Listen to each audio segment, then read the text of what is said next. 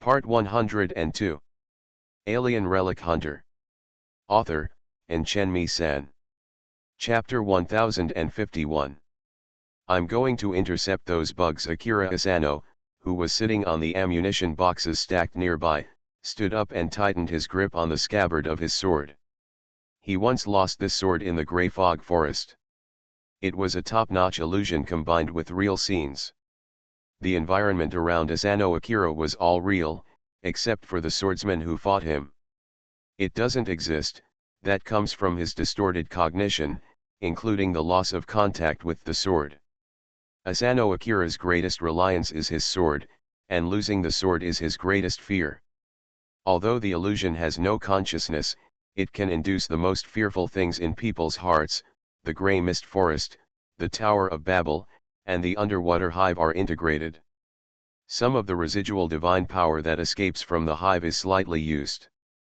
This allows the fog in the Grey Mist Forest to have a similar function to the dome on the third floor of the hive city.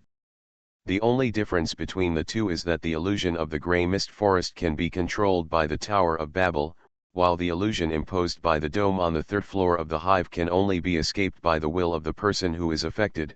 It is for this reason, everyone else who entered the Grey Mist Forest was able to return to normal, but 33 was still trapped in the nightmare.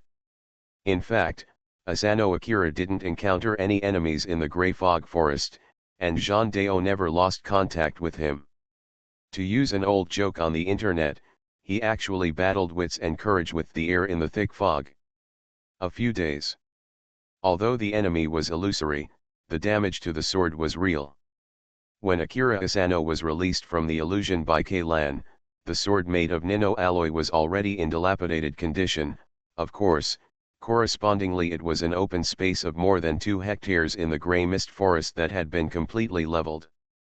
Later, Leighton asked Asano Akira if he wanted to help him build a new sword. After all, with Asano Akira's current ability, he could implant the tentacles of consciousness into any weapon, and he didn't have to stick to the original sword. If we use the power system in cultivation novels as a metaphor, it is like a person who has just learned how to control a weapon. He can only control the magic weapon that is bound to him. But at a higher level, as long as he hooks his fingers, let alone he has a magic weapon in his body, and even a leaf or a grain of gravel on the ground can be mobilized. However, Asano Akira rejected Leighton's proposal and just asked Leighton to repair the broken sword.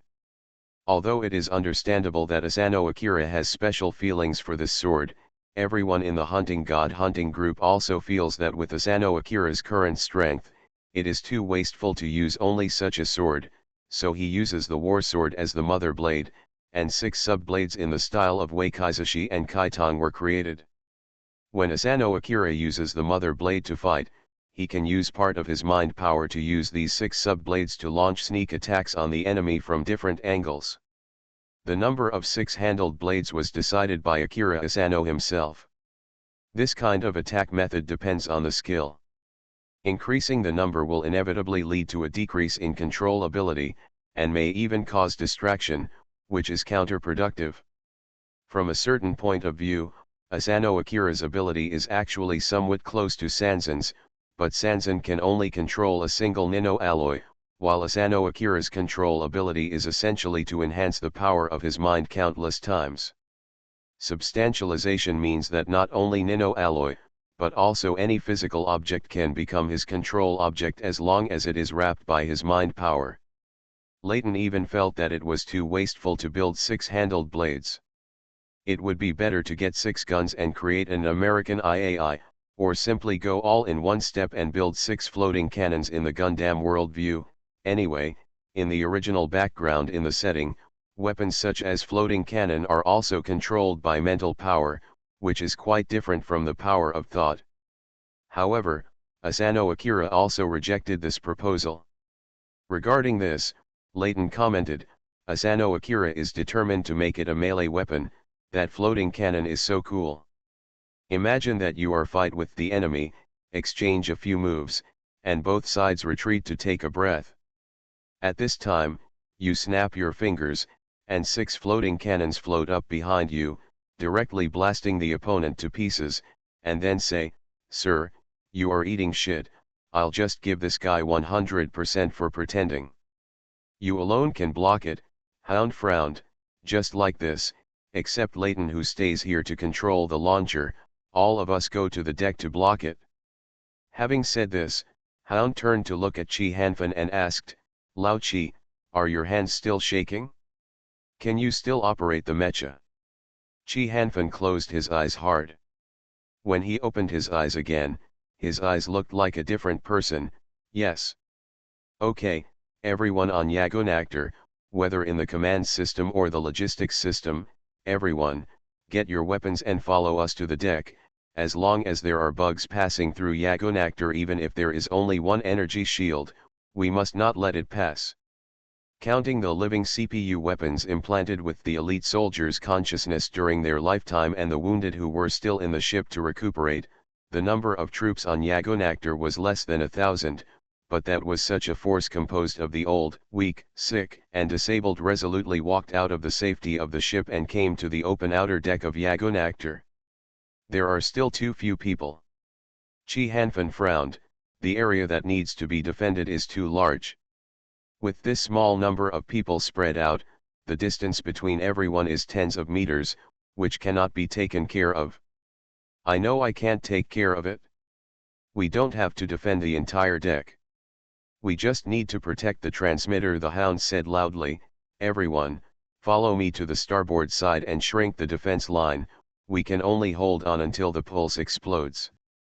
If the projectile is launched, it will be considered a victory." The insect swarms that swooped down from the tree crown have surrounded Yagonactor.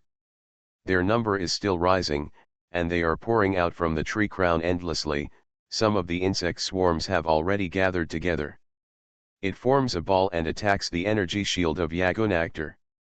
However, the number of individuals of these worm swarms is not large enough and the diameter of the sphere is not large enough.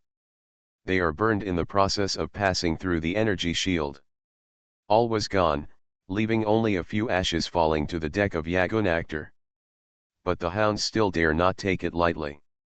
As the size of the insect swarm gradually grows, the insect clumps they gather also become larger and larger. In less than 10 seconds, there are already several insect clumps. Some individuals survived after breaking through the energy shield. These surviving bugs locked onto the launch port of the pulse bomb almost instantly and rushed directly in this direction. What greeted them was fierce firepower from close-in defense artillery. Although many of Yagonactor's own weapons were still inoperable, this did not prevent the people on the Ark from adding additional weapons to the outside of the ship. The previously expanded weapons and external facilities have all been destroyed after the trip to the bottom of the sea. Now the equipment on Yagonactor has basically been repaired in recent times. Fortunately, the wreckage of Fleet Zero was not cleaned up by the undead crew. Several scavenger teams took advantage of the cover of night to transport back a lot of intact equipment from the crash site of Fleet Zero. The equipment was divided into 3 batches. One batch was sent to Griffin Fortress for the production of subsequent battleships, one batch was provided to the cruiser Skatai, and the last batch was installed on Yagonactor. 24 twin-mounted close-in defense cannons opened fire at the same time, and the dense barrage instantly covered the insect swarm that broke through the energy shield, killing all the first batch of insects that rushed in. However, there are limits to close-in defense guns. With such a high-frequency firepower output, even if a large amount of nano-alloy is added to the barrel material, it will misfire after 5 to 8 minutes of continuous firing. This is without considering the ammunition reserve. The most extreme data. The firepower of the close-in defense cannons on ships in the old era generally only lasted for 1 to 2 minutes before the barrels would overheat, but in actual combat, the close-in defense cannons could continue to fire for 10 seconds at most, and all the equipment would be exhausted. Bomb. These 24 close-in defense guns were modified by Leighton. The barrels and launch components were all made of expensive materials with 80% nano-alloy content. The ammunition supply mechanism was also boldly modified, using 150,000 rounds of ammunition. The extra long ammunition chain supplies ammunition. The box used to hold the ammunition chain is half the size of a standard container. Not enough. The firepower is still not enough, the Hound frowned. There are too many bugs. They break in from all directions, the firepower just close to the anti-cannon is not enough. The hundreds of people on the Hound belt were also blocking the attack. Some of them used manual anti-aircraft cannons built on the deck to shoot at the insect swarms, while others used their weapons to shoot directly at the insect swarms. But compared to the close-in defense artillery that can pour out a dense barrage in an instant, this firepower is really not enough. Even close-in defense artillery can't stop the fearless insect swarm, let alone them. An insect had already rushed to a place less than 100 meters away from the launch port. This insect was used by Asano Akira after cutting open the bodies of 3 people and smashing a 25mm caliber-wheeled anti-aircraft machine gun. 3 blades were nailed to the deck. It was only then that the Hounds and the others were able to see the true appearance of this insect. These bugs are about 2 meters long, with a wingspan of about 3 to 4 meters. Their bodies are as pale as giant trees, with slender trunks and bloated abdomens. There are 3 pairs of thin, almost transparent wings on their backs. It has a pair of mantis-like jointed limbs with sharp saw teeth at the ends. It can easily cut through the light armor worn by soldiers while flying at high speed. Ivan immediately dissected the insect corpse. He just used the military dagger in his hand to cut open the insect's abdomen and trunk, then raised his head solemnly and said to the Hound, There are no organs in the insect's body that animals should have. I only found a gland used to secrete corrosive liquid, and its bloated abdomen is also filled with this liquid. I didn't even know it could flap its wings. What is the principle? This is as outrageous as a toy model without any energy device that can move on its own. Ivan waved the dagger in his hand that had been dissolved into disarray, and said, because of its simple structure, the production of this kind of bug should be very fast. In addition to their jointed limbs, their attack method is probably to rush to the target and explode themselves, splashing out the corrosive liquid. The entire body of Yagunakota is made of pure nino alloy, which has strong corrosion resistance. Otherwise, the deck we are standing on now would have been riddled with damage. Hole. What if these bugs are allowed to rush to the launch port? 1 or 2 may not be a big problem, but if there are too many, the precision components of the launch port will be corroded, and the charge of the pulse bomb will be interrupted, Ivan said, or, the worst case scenario is, exploded directly in the barrel. Leighton. How long will it take for the pulse bombs to be launched? We can't hold on any longer. After hearing this, the Hound grabbed the walkie-talkie and shouted. 1 minute. No, there are still 55 seconds.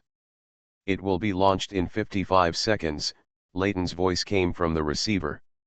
Can you speed it up? Can you launch it if it's less than 100% progress? It doesn't matter if it's less powerful. It's better than not being able to launch it. More than half of the 24 close-in defense cannons have misfired, not because the barrels are overheated or the ammunition is exhausted, but because a large number of insect-shaped monsters have launched suicidal attacks on the close-in defense cannons. The corrosive liquid in the exploding bugs splashed onto the barrels of the close-in defense guns. These barrels were already very fragile due to high-intensity shooting. The corrosive liquid suddenly became the last straw that broke the camel's back. No, it should be the last stone that breaks the camel's back. The close-in defense guns exploded one after another, and those who were closer to the fort were immediately affected. A soldier who was busy dealing with the corrosive liquid poured on himself was beaten into a pulp by hundreds of metal fragments. In addition, a soldier who was hiding behind a temporary bunker and shooting was struck by a broken gun barrel, and both the man and the bunker were thrown away. The blocking force that went up to the outer deck suffered about 20% casualties in just 1 minute. Although Akira Asano and those undead machines implanted in the consciousness of elite soldiers are very efficient in killing insects, their number is too small. The defense lines in all directions have been broken through by the insect swarms. They can only busy going around putting out fires and exhausted. Leighton, if you don't speed up dash the hound's roar was suddenly interrupted by a harsh explosion. An explosion-like current noise came from the receiver of the walkie-talkie. The next second, an extremely bright bullet, the blue ball of light ejected from the launch port hidden under the deck, passed through the gap reserved in the energy shield, drew an arc with afterimages in mid-air, and fell towards the arc below. Alien Relic Hunter. Author, Chen San. Chapter 1052. When this ball of light, like a small sun, exploded over the arc, all communication channels on the entire battlefield fell into a brief silence. Countless screens and lights went out one after another, and the searchlights originally illuminated the sky like the daytime battlefield once again returned to darkness. But the darkness was soon broken by gunfire. The troops who landed on the ark were surprised to find that after the pulse bomb exploded, all the black men and giants were like robots whose power had been cut off, stunned in situ. The huge pressure that the airborne troops were under disappeared in an instant, and the balance of the two warring parties suddenly tilted. No, it should be said that the entire balance had been overturned by this pulse bomb. The Skatai's reconnaissance drone and external monitors were also affected by the pulse bombs and were temporarily paralyzed. In order to obtain the latest trends on the battlefield, Major General Alexander immediately ordered the bridge to be raised and directly passed through a porthole view of the battlefield. Seeing that all the enemies on the battlefield had stopped moving, Alexander was so excited that he punched the console in front of him and shouted, "Quick! Take this opportunity to drop the 3rd and 4th batches of airborne troops. Get down. We must hurry up and occupy the upper platform before the enemy resumes action. Communications have not been restored yet, and we are temporarily unable to contact each hangar and the transport aircraft outside," the adjutant reported. "Then send the communications troops to the hangar. My orders must be conveyed within 30 seconds. Quickly." Alexander knew very well that these down enemies had only temporarily lost the ability to move. Soon, they would wake up again and become more difficult than before. The electromagnetic pulse only burned the control chips in the brains of these men in black. It did not actually kill them. After the control chips were burned, a series of insurance measures would also be unlocked, originally restricting black people. All the clothes devices will lose their function, and the corrosive power in their bodies will lose control in a very short period of time, completely transforming this body that still maintains a human appearance into an inhuman monster, and some even the man in black will be directly transformed into a corrosion and gain various powerful special abilities. Using electromagnetic pulse bombs is a bit like drinking poison to quench thirst, but it is also the only option for the Survivors Alliance. The electromagnetic pulse bomb can buy the airborne troops and Kaylan a few minutes. As long as they can break through the high platform and enter the interior of the ark, the effect of this pulse bomb is positive. Glancing at the communication terminal screen with only black and white snowflakes on his wrist, Kaylan took off the earphones that could only hear the noise of electricity, turned over and jumped off the head of Valentina's mecha, leaning on Z-Logo to borrow with the space power given to him. He used brute force to force open the cockpit hatch and pulled Valentina out from inside. The attack of electromagnetic pulse bombs makes no difference between friend and foe. While temporarily incapacitating the man in black and the giant, it also wiped out all the tactical mechas in the airborne troops, even the ones specially modified to resist EMP, and it was completely unable to stop Yagonactor's electromagnetic pulse bomb, which was equivalent to 0.03% of the power of the Star Destroyer cannon. What's going on? Is it an EMP attack? All the screens in the mecha's cockpit went out, and all the joysticks, keyboards and pedals lost their response.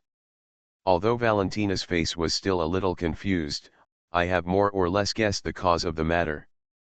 Yes, it's EMP. Kaylan nodded. Yagonactor has joined the battle. This EMP can paralyze our enemy for at least a few minutes. We must seize this opportunity and break into the interior of the ark. Valentina nodded immediately, opened the equipment box she carried with her, took out a folding submachine gun and unfolded it, then took out several magazines and inserted them into her tactical vest. "Without the mecha, your mission is over," Kaylan said to Valentina. "You don't need to go down with us, it's too dangerous. When the third batch of airborne troops arrive, you can take their transport plane goes back." However, Valentina shook her head and said calmly, "I can fight without a mecha." Kaylan wanted to say, "Without the combat power of the mecha, it's just a hammer," but after thinking about it, it didn't amount to much, so he just nodded silently.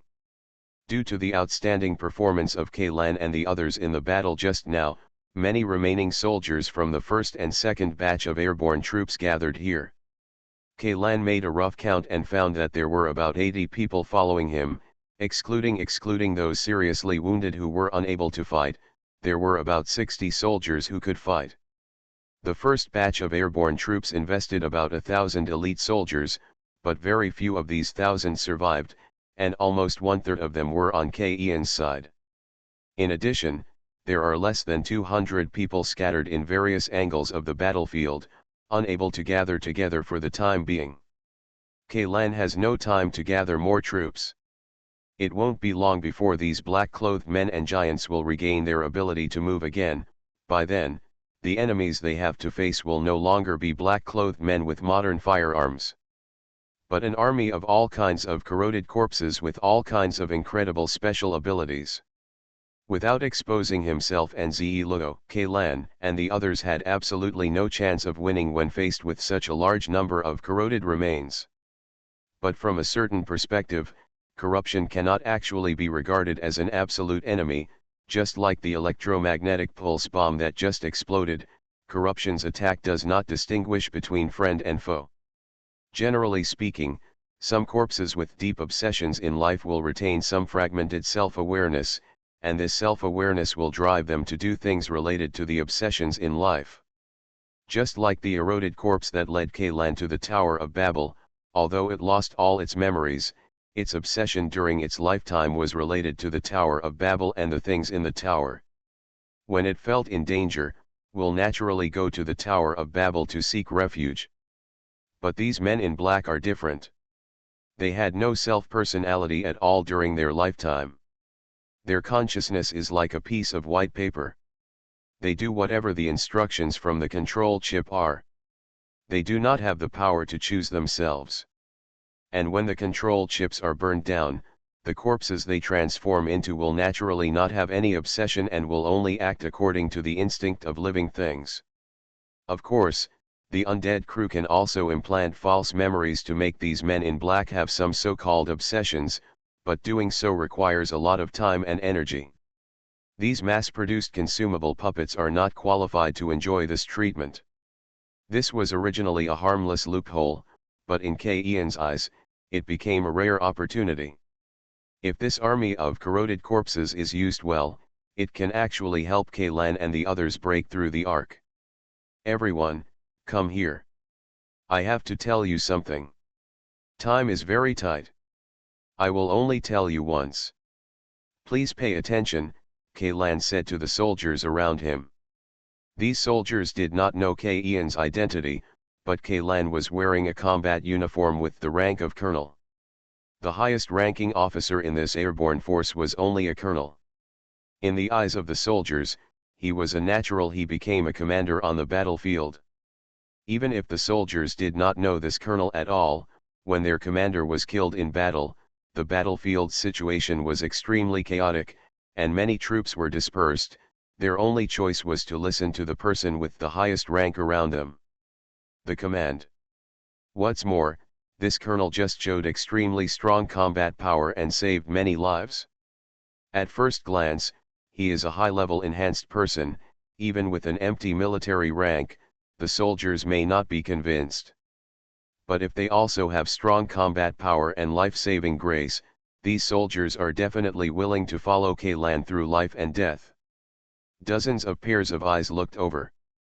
There was more or less a hint of fatigue in the eyes of these soldiers, but Kaylan did not see any intention of retreat in anyone's eyes.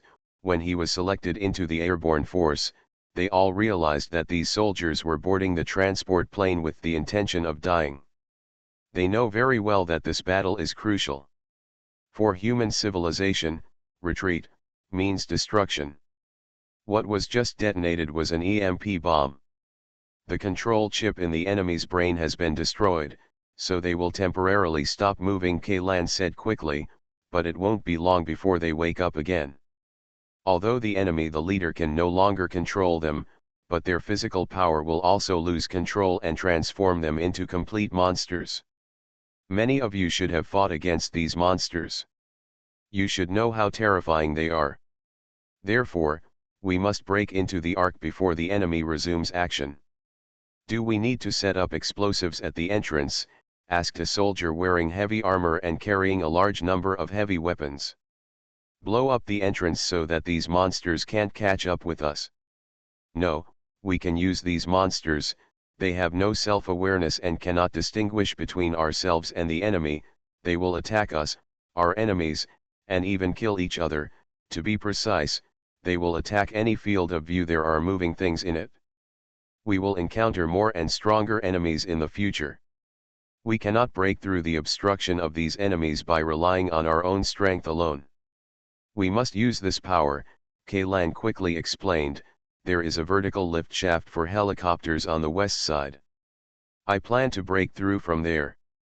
In addition, leave all the seriously injured people who are unable to fight. When the next batch of airborne troops arrives, you can take their planes to leave the battlefield. After Kaylan finished speaking, he gave Zilugo a look secretly.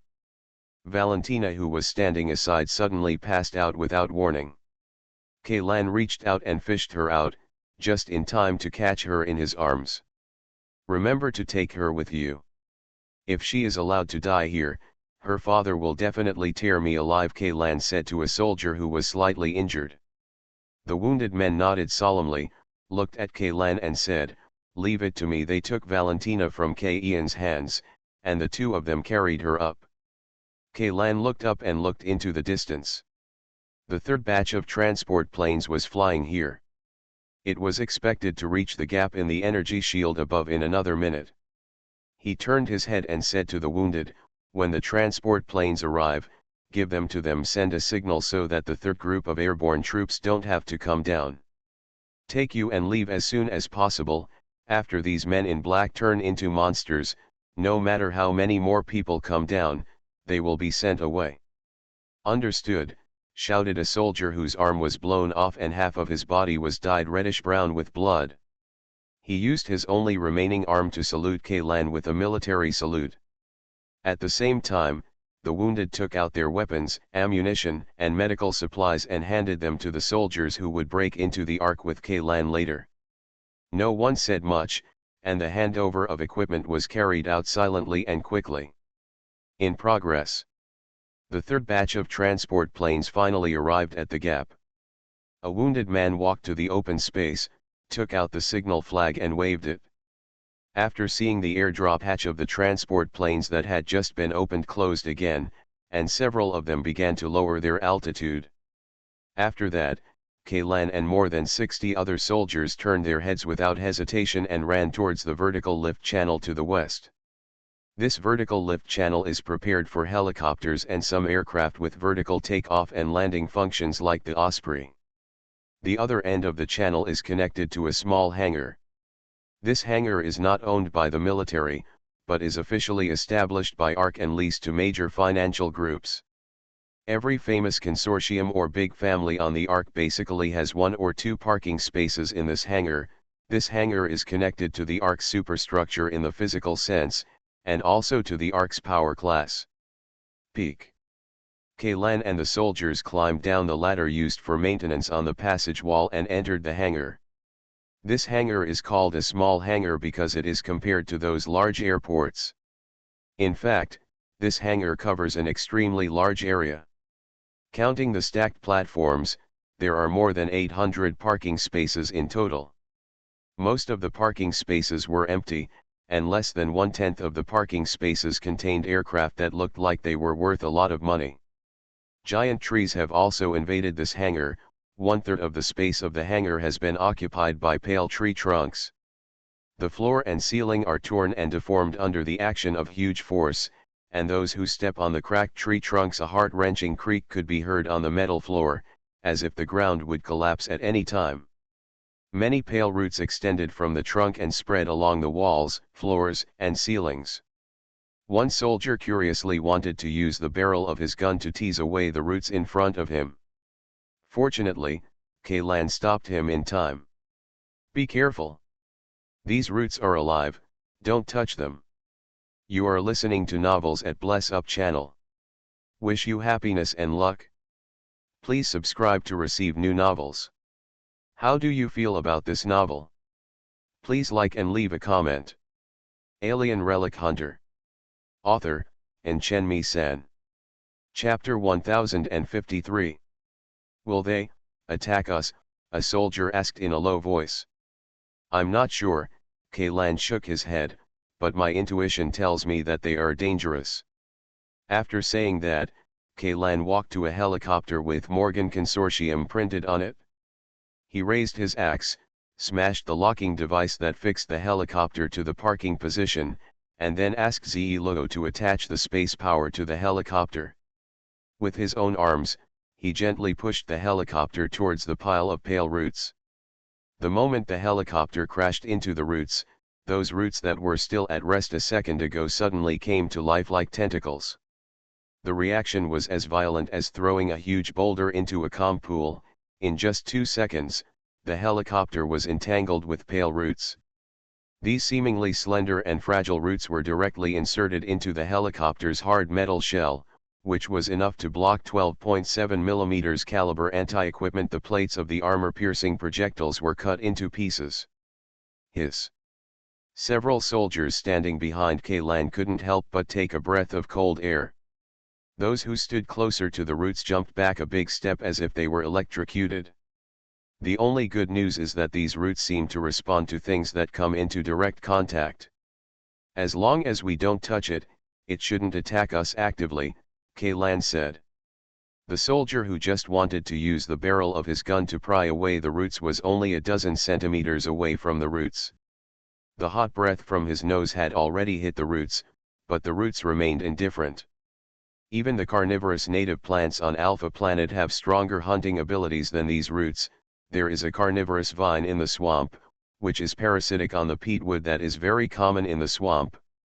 But unlike ordinary parasitic plants, it not only does not absorb the nutrients of peatwood, but also feeds the nutrients it collects back to the peatwood. There is a symbiotic relationship between peatwood and carnivorous vines. Peatwood produces fruits to attract animals in swamp areas.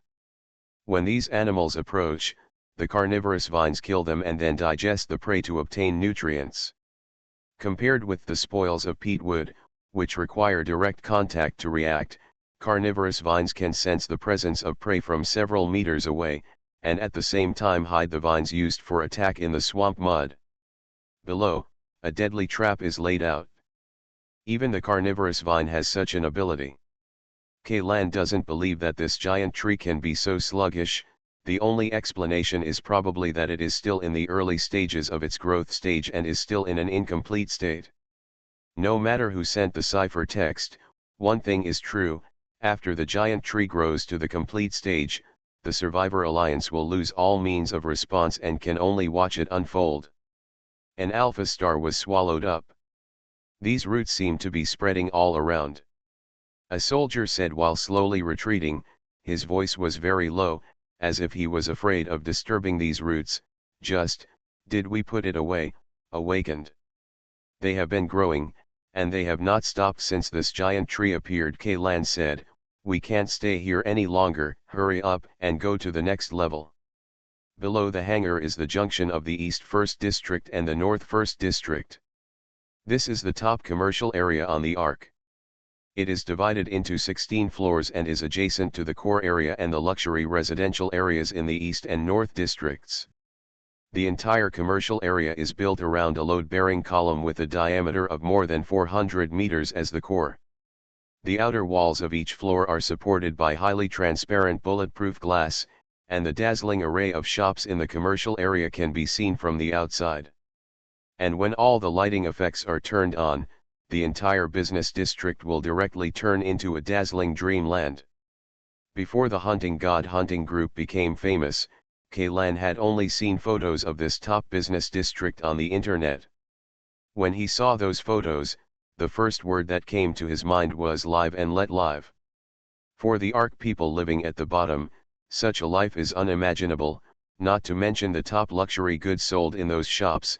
Even a floor tile on the street is something they will spend their whole life on. Wealth cannot buy it. Class will always exist with the existence of civilized society.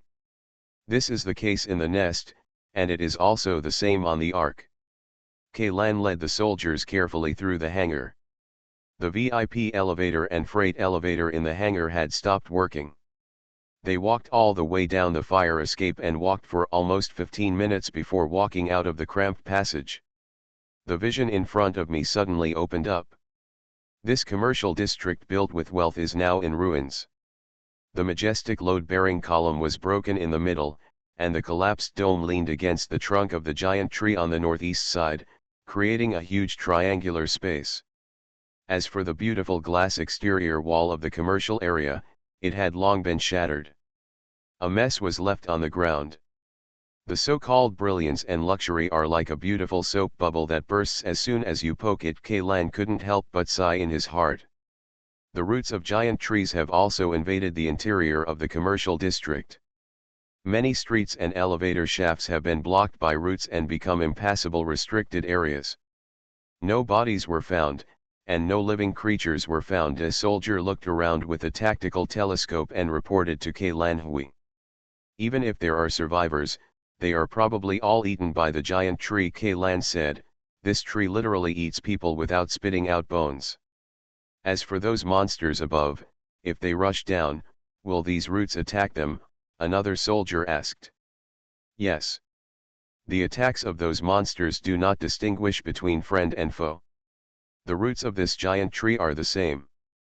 For it, anything that can become nutrients is its food. Then, let's leave quickly. The soldier showed a nervous look on his face. When those monsters come down, it will probably become chaos here. If we want to leave, then we won't be able to leave so easy.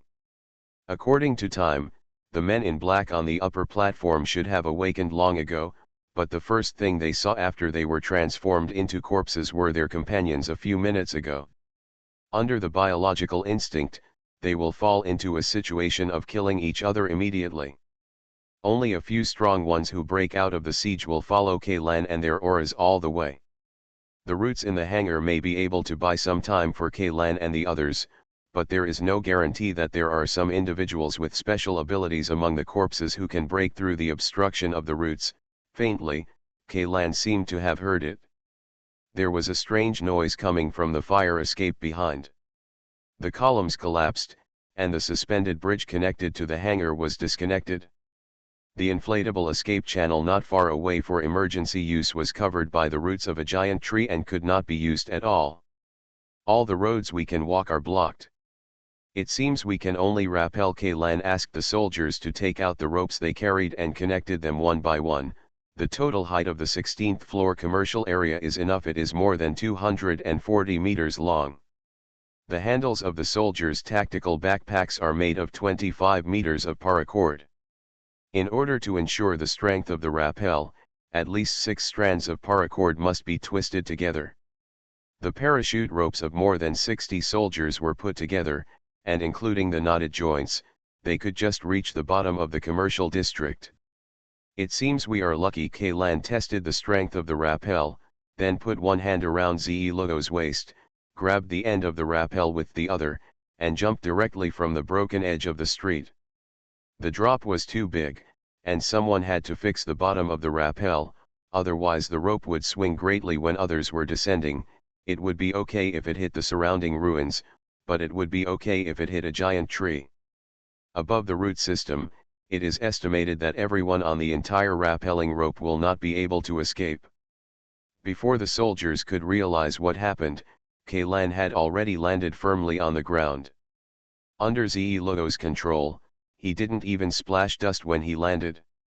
Kaylan asked Logo to use the power of space to shatter a collapsed concrete block, took out a 2-meter-long steel bar, and then bent the steel bar into the shape of an anchor. One end was fixed with the rappel, and the other was deeply rooted, nailed into the ground. The rappelling rope that was still swaying in the air suddenly became straight. Of course, in addition to the rivets, Kaylan also secretly asked Logo to attach a little space force to the rappelling rope, transforming the flexible rope. It became a rigid pillar. All the communication equipment of the airborne troops was destroyed by the electromagnetic pulse bombs launched by Yagunactor. Kaylan could only use gestures to let the soldiers slide down one by one. The first person to slide down was a sniper with the rank of warrant officer and a long rifle on his back. After he landed, he looked at Kaylan with awe and asked cautiously, were you just now, how did it land?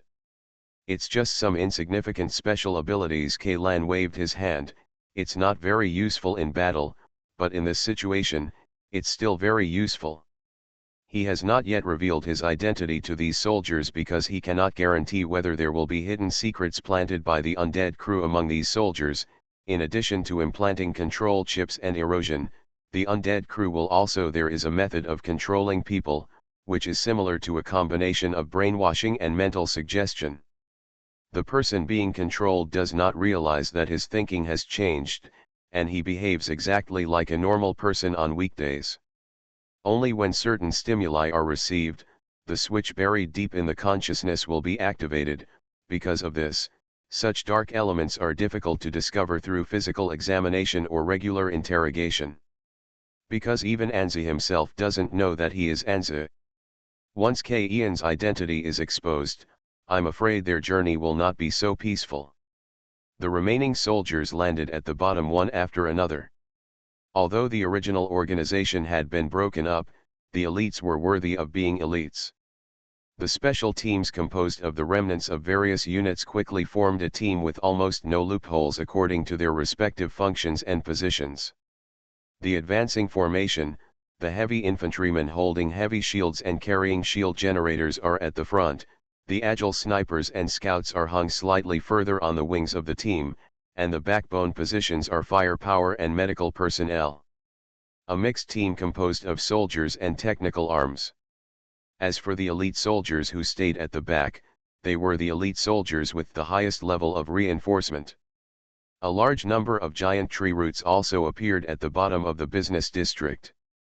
However, compared with the total area of the place, the area occupied by the roots only occupied a small part. Therefore, the soldiers were able to deploy this advancement formation without having to attack the enemy like they were on the machine. Like curry, everyone is crowded together, and they have to bend their waists and lower their heads, for fear of touching the roots hanging from the ceiling. The giant tree growing from the core area of Ark is located on the southwest side of the business district. The farther you move to the southwest, the denser the roots become. By the time you get close to the trunk, the roots have almost completely covered the ground, making it difficult to even place your feet. Not found. Kaylan did not choose to walk directly towards the giant tree, but led the team to start a circuitous route. His plan was to cross the North District and head directly to the West District. There is a very key building in the West First District, the Research Institute, and the underground ice house attached to the Research Institute. Although the giant tree grows in the core area, according to the aerial photos, it can be found that the trunk of the giant tree is slightly tilted to the west. Furthermore, it is thought that the underground ice house stores many dangers brought from the Alpha ruins. There is even something like the Yinglong's egg in the collection. Kaylan believes that the core of the root system of this giant tree is probably hidden deep in the underground ice house. But the defense force there is definitely the strongest. The undead crew might not have expected that an inconspicuous airborne team could break through numerous obstacles and reach the roots of the giant tree. But as long as Kaylan gets there, he will have to face those original forces. Just something prepared for him. Moving tigers away from the mountain can only remove the tigers on the mountain, but the mountain will always stand there and will not move at all. The commercial area was completely destroyed by giant trees. The debris of buildings that fell from the sky could be seen everywhere at the bottom. Priceless luxury goods and beautiful velvet packaging boxes were scattered on the ground. A "Do Not Touch" warning sign was broken in half. Half of it fell to the ground, and the other half was stuck inside a completely deformed counter. The soldiers looked around vigilantly, and no one was distracted by the luxuries on the ground. With the collapse of civilized society, the value of these luxuries is not even comparable to a cold, moldy steamed bun. At 9 o'clock, no enemies or survivors have been found. The degree of root erosion is about 30%. The nearest root is 170 meters away from us. At the 3 o'clock direction, there is also no abnormality. The degree of root erosion is 10%. It is about 300 meters away from us. The soldiers on the left and right wings reported one after another. P.S. Thanks to Sopu for the 1,500 starting coins. Alien Relic Hunter. Author, and Chenmi-san. Chapter 1054. Kailan turned his head and glanced at Ziluo, who nodded to him and said in a voice that only the two of them could hear, "There is indeed no trace of living creatures nearby, but..." "But what?" Kailan asked. "The remaining traces of that power are very obvious, very close to the third level of the hive." "Did disaster happen to the Ark in the past few days?" Kailan asked doubtfully, "but if disaster really did happen to the Ark, the existence of us people should have been known to him. That means all our efforts are in vain." "No, that's not right." Kailan immediately rejected his idea. "If the undead crew can successfully bring about the disaster, there will probably be many people in the Survivor League whose erosion level has exceeded the critical point, but the current situation is that without being exposed to excessive forbidden knowledge, the people of the Survivor Alliance have not shown any signs of excessive erosion. The remaining power on the Ark should be just a kind of pseudo-disaster, just like the third level of the hive. All the remaining power of that existence was concentrated on the top of the cloud, and did not escape at all. As for the other several layers of disaster, power completely disappeared the moment the last corpse completely decayed. Otherwise, for any ordinary human who enters the Nest City, the erosion level will exceed the critical threshold in an instant and be transformed into corroded remains in a very short time. As for Hruni and the others, it was entirely because they were exposed to a large amount of forbidden knowledge that they became corpses.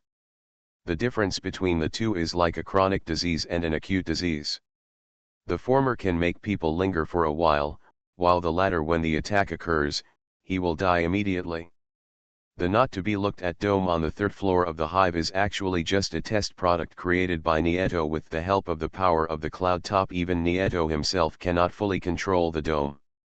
The immortal crew must have used certain objects with the remnants of his power to create a man-made disaster, although this man-made disaster will turn a large number of residents on the Ark into corpses, but it won't attract his attention.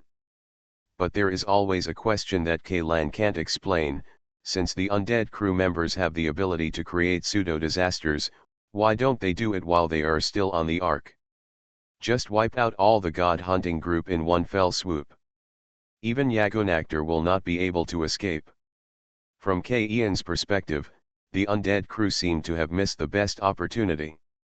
The team continued to advance and soon left the destroyed commercial area and entered the North 1st District. North District 1 used to be the district with the largest number of wealthy people on the Ark. However, compared with the rows of high-rise buildings in North District 2 and North District 3, there are not many high-rise buildings in North District 1. At a glance, the structure of the entire North District 1 are clear. The distribution of buildings is very similar to the third level of the nest. The land is divided into many large area manors or courtyards.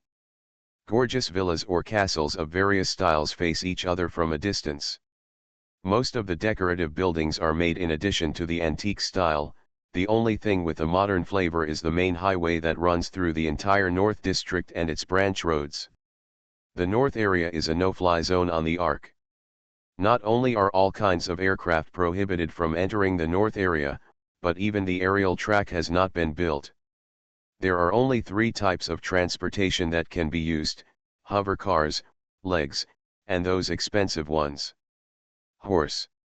The dome of the north area is a super large screen with no seams visible to the naked eye, which can simulate various weather conditions. Except that there is no forest used as a hunting garden, the painting style of the north area is almost the same as that of a nest. The third level is exactly the same. But now the entire dome screen has been extinguished, revealing its original black color. Pale roots are crawling all over those Doric or Baroque retro buildings. The beautiful air-cushioned sports car is entangled by the roots and is lifted high. Twisted into a pile of scrap metal in mid-air, there seemed to be a person sitting in the cockpit of that luxury car. With K. Ian's eyesight, he could even see the seat belt buckled on the seat through the window, only however, the driver who was originally fixed to the seat by his seat belt had disappeared, and not even a trace of blood was left. "Everyone, please be careful," Kaylan said softly. "I always feel, there seems to be something troublesome here." There are indeed some troublesome things here, but this is not what Kaylan felt, but what Ze-Logo told him. In the gorgeous marble castle at the 12 o'clock direction of the team, there is a powerful person with incomparable strength. The neglected remains. Moreover, that corpse also has a very special ability. Although Ze-Logo can sense that it has a special ability, he has no way of knowing what it is. It seems to be covered with a layer of mist, a layer of consciousness level mist that can shield other creatures from detection. Ze-Logo said next to K. Ian's ear, "I can only sense a strong the heart. If calculated according to the enhanced human level, it is no less than level 14. The 14th level of enhancement level is already stronger than the theta level mutant in the nest." Under the premise of not being able to use the power of the body and not exposing Ze-Logo's true combat power, this team encountered this monster. There is only one ending: total annihilation. The front team changed direction and avoided the castle directly ahead. Kaylan ordered, "Keep a safe distance of at least 300 meters from the castle." The soldiers did not question K. Ian's order. The heavy infantry at the forefront immediately jumped off the road, crossed a lawn, and walked toward another road that did not pass in front of the castle. The others also followed the heavy infantry and entered the lawn one after another.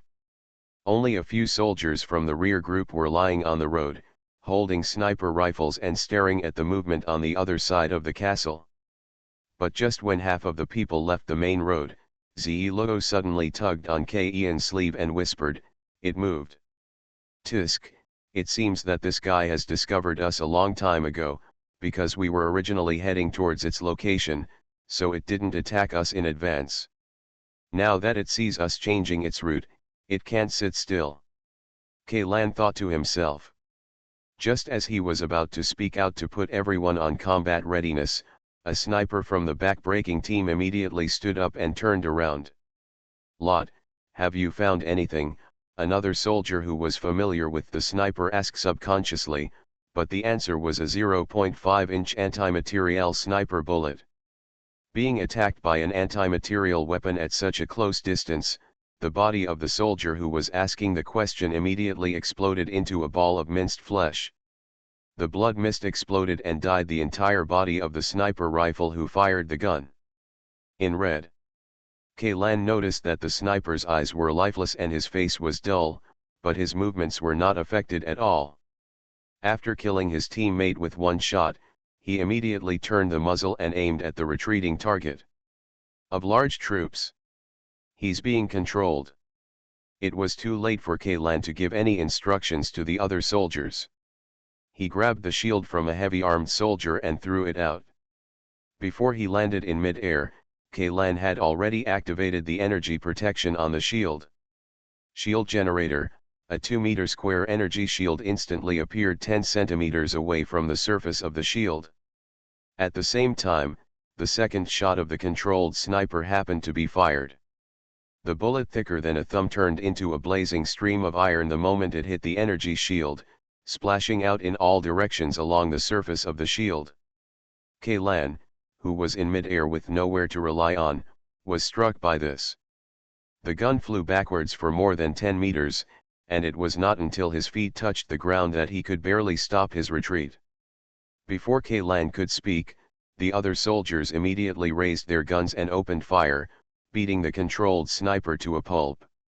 "Colonel, what's going on?" a soldier asked with lingering fear. He seemed to know the controlled sniper. "Lot can't be a traitor. How could he shoot at his own people?" "I know he is not a traitor. His consciousness has just been controlled, the thing that controls him is in that castle dash." Before the face of inside that castle could be said, the face of the soldier who asked the question suddenly became extremely distorted. He pulled out the dagger and stabbed Ian's vital part. Fortunately, Kaylan changed when the soldier's expression changed. He reacted immediately, grabbed the opponent's wrist, twisted it and dislocated it, and the sharp dagger also fell to the ground. However, the soldier who lost his weapon and had his hands restrained did not give up the attack. He roared like a beast in his throat, opened his mouth and bit Ian's throat, completely ignoring the heavy knock on his chin. At the edge of Ian's shoulder armor, a large piece of bloody flesh was torn off. What a troublesome enemy! Kaylan pulled out his pistol, thrust the handle of the pistol directly into the soldier's mouth, swiped hard, breaking all his teeth, and then twisted and dislocated him in the same way. His feet and ankles, and finally struck him with a knife on the back of his neck, knocking him unconscious. Picking up the fainted soldier, Kaylan looked around. The originally well-formed team was now in chaos. Many soldiers were killing each other. In just a few seconds, more than a dozen people fell to the ground. On the lawn. "Everyone retreat. Everyone who can hear the order, give up the fight immediately and retreat quickly. Go away from the castle." Kaylan casually knocked out the two controlled soldiers and shouted loudly. There were less than 20 people who followed Kaylan and retreated. The dozen or so soldiers who were controlled stopped after chasing them almost 200 meters away, and confronted Kaylan and the others across a road about 10 meters wide. The situation is not optimistic," Kaylan murmured to himself. "The things in the castle didn't even show up, which directly caused 2/3 of our personnel to be reduced. In the chaos just now, more than 20 soldiers died in the hands of their companions, and there were almost the same number of soldiers who were controlled, but Kaylan and the others didn't even see the appearance of the enemy. The faces of the soldiers who escaped around them all had a look of fear on their faces. They were breathing heavily, but they didn't dare to let down their guard at all. The roadbed of this road was more than 1 meter high, which happened to be a good bunker.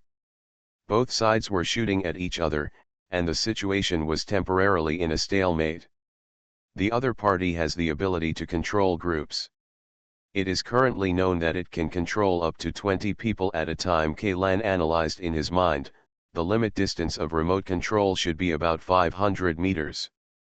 The reason why the figure of 500 meters was introduced is because the opposite side of the road is exactly 500 meters away from the castle.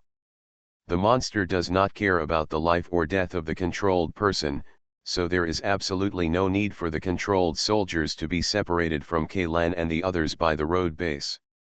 Shooting. It can make these controlled soldiers rush forward without fear of death. Even if they are all dead, it can also control other people. The reason why it didn't do this is probably because the location where Kaylan and the others are now is beyond its furthest control distance. It was easy to verify this. Kaylan threw the soldier he was holding on the ground, took out a kettle and poured the cold water directly on his face. The knocked unconscious soldier woke up immediately, turned his head in confusion, and asked, "What happened? Why did I pass out?" Before he could finish his words, he was interrupted by the severe pain coming from his chin, wrists, and ankles, and large beads of sweat suddenly appeared on his forehead. Kaylan glanced at him and helped him remove the dislocated joint. He put his wrists and ankles back into place, then wrapped his chin with a bandage, and gave him a pain-relieving injection. Colonel. What happened just now? Who are we fighting with now?" the soldier who had regained his composure couldn't help but ask. You were just controlled by something in the castle and wanted to stab me to death with a dagger, Kaylan said, but I knocked you out and carried you all the way here. This place seems to be beyond that guy's control. Your state of control is released. I'm being controlled. The soldier's eyes widened. Then, who is exchanging fire with us now? That's right, it's the other people being controlled, Kaylan nodded. This road is the boundary of the other party's control. As long as those people can be brought here, they should be able to return to normal. However, Kaylan was not in a hurry to do so. Anyway, in this situation, there were no casualties on either side. He might as well take advantage of this opportunity to investigate what the other party's control ability was like. Did you feel anything strange when you were just controlled? Kaylan asked the soldier. Strange feeling? No. Not at all. The soldier looked confused. I only remember that I was talking to you 1 second, and the next second my vision went dark and I fainted. When I regained consciousness, already here. I didn't even know I was being controlled. P.S. Thanks to the reading giraffe for the 1,500 starting coins. Alien Relic Hunter. Author, and Chenmi-san. Chapter 1055. Kaylan sighed with some disappointment. It seemed that he couldn't get any valuable information from the controlled soldiers, so he had to find other ways. Well, the soldiers were in a completely unconscious state after being controlled by the things in the castle, but they knew how to use guns and weapons and also used some simple fighting skills. From this, it seems that the things in the castle should have a lot of power. IQ. Then it must be able to tell that I am the leader of this team. The reason why I am not controlled is not because of luck, but because it cannot control me. After confirming this, Kaylan finally felt a little more relaxed. Kaylan left ZE logo on the side of the roadbed as an insurance measure, and returned to the guy's control. Nothing happened. This once again verified Ian's guess, that thing can only control ordinary soldiers, but cannot control elite units like Kaylan or ZE logo. Kaylan directly knocked out the controlled soldiers and brought them back. After giving the other soldiers the standby order, he and ZE logo walked towards the castle alone. Although this castle is not on the only way to the Institute, the things in the castle have discovered them and carried out an attack. Naturally, Kaylan cannot let it go, just in case the things in the castle are aware of the team. If there is a problem with those two people it cannot control, if it is reported to the Undead Crew Association, there will probably be a steady stream of troubles coming to the door. Kaylan walked to the entrance of the castle and glanced at a standing sign at the door. It was engraved with retro cursive reliefs, indicating that the castle belonged to the Gustav family. The Gustav family is one of the most mysterious wealthy families on the Ark. The mystery here not only refers to the fact that the outside world knows very little information about this family. The biggest reason is that this family does not do business, does not participate in government, and no one joins the army. However, it can stand for hundreds of years without falling. No one even knows how this family rose back then. The Gustav family has many private properties, but most of them cannot bring direct benefits to the family. There is no consortium under its name, and there are no members named Gustav in the Joint Parliamentary Group, nor among the top military officials. The tasks that come out of this family, all the information about this family seems to be hidden in a thick fog, and very little information is disclosed to the outside world. But when those commercial and entertainment magazines counted the wealthy families on the Ark every year, the name of the Gustav family was always indispensable. Some people on the internet once suspected that the Gustav family was engaged in grey business, or that they were doing shady things for the government in order to make huge profits, but this statement is simply untenable. This kind of family involved in grey industries is very rare. It is difficult to get on the stage. Even if there are a handful of people who can become bigger and stronger, they will eventually choose to whitewash themselves and find ways to use the industry on the surface to cover up those things that can only be hidden in the shadows. Among the various wealthy families on the Ark, there are those who started their careers upright and relying on their own abilities, and there are also those who are both black and white. But if you say that they have risen completely by gray industries and have not undergone transformation, that is absolutely non-existent. No matter how you put it, surface work must be sufficient. This Gustav family is an anomaly.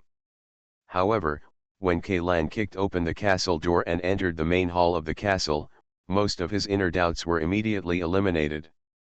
On the most conspicuous place on the main wall of the main hall, there is a portrait hanging. The middle-aged man in the painting, wearing a fine black suit and showing no anger or self-respect, actually looks similar to the virtual projection of Zeus, one of the members of the immortal crew. 9 points of similarity. No wonder, the Gustav family can still stand for hundreds of years without doing anything. It turns out that these people are the descendants of Zeus, Kaylan muttered in his heart. Of course, the man in the portrait is not necessarily Zeus himself, but in terms of time, Zeus can definitely be regarded as the longest living member of the Gustav family. The Gustav family is also entirely because of him. When one person attains enlightenment, chickens and dogs ascend to heaven. It is not an exaggeration to say that Zeus is the ancestor of this family. That thing is in the basement of the castle, Zeloto said to Kaylan. Basement, tisk, there's really nothing new at all. Kaylan shook his head and asked, where is the entrance to the basement? Right under our feet, Zeloto replied. Under the feet? The entrance to the basement is in the main hall. Ian's expression suddenly became a little weird. Okay, I take back what I just said and apologize to Mr. Zeus. The location of this entrance is really quite fashionable. There are no traces of human habitation in this castle, Zeloto continued. The things in the basement are the only living things in the castle. Except for that thing, is this an empty city?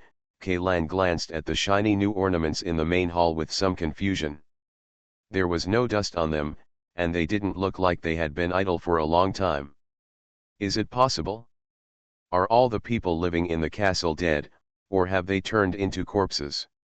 No, I can't feel any human breath, at least in the past few years. No one has lived in this castle. Zeloto shook his head. It seems that they should be employees who clean regularly. No, if the entrance to the secret passage in the basement is set up in the main hall, this castle should not easily allow outsiders to enter. Then there will only be smart robots that clean regularly. Kaylan glanced at both sides of the main hall and walked up the spiral staircase to the second floor of the main building.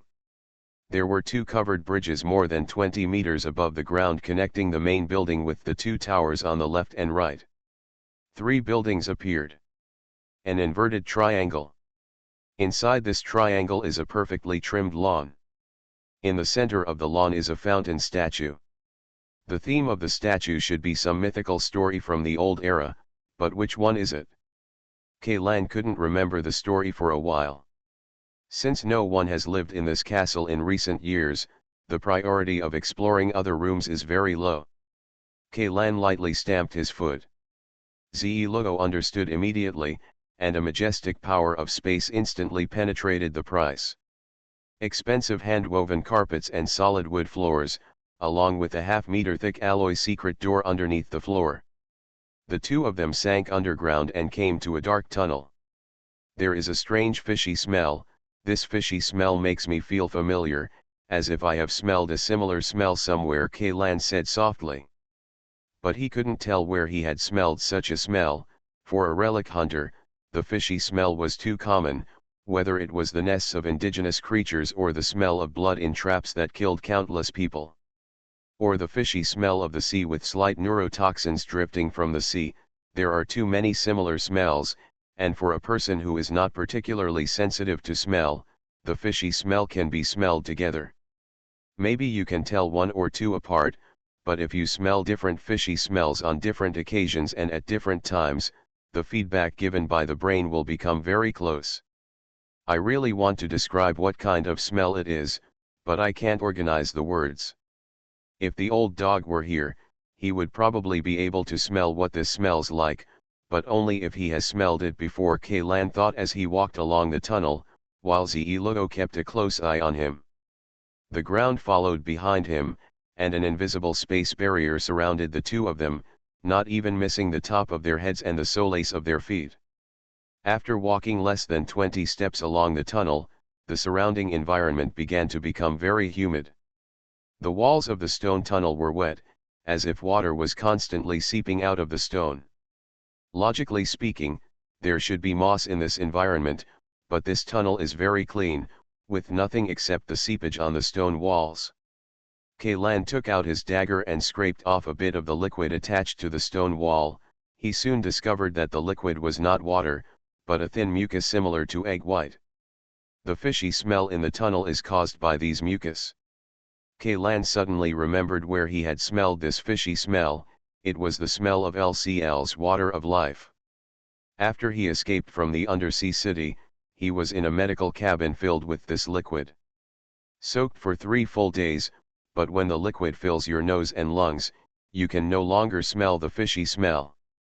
Only the LCL liquid exposed to the air will release the smell that looks a bit like rotten eggs are fermented and have a faint fishy smell, a bit like serum. LCL liquid. It seems that this castle should be a breeding ground secretly set up by Zeus, and the thing to be cultivated should be the guy with the ability to control mind. Kaylan analyzed. Zilugo, that guy must know that we are coming in. I found it. Did it react? I can't feel it. Its emotions are completely blocked by that special power, Zilugo responded, but its heartbeat frequency has not changed significantly. Heartbeat? Kaylan was stunned for a moment, put his ear against the stone wall of the tunnel, listened carefully for a while, and then said to Zilugo, turn on the shared senses. Zilugo put a hand on the back of Kayan's neck, and the 5 white and slender green jade fingers turned into 5 black tentacles in a few seconds, penetrating the skin of Kayan's back neck. Along that he climbed up along his spine.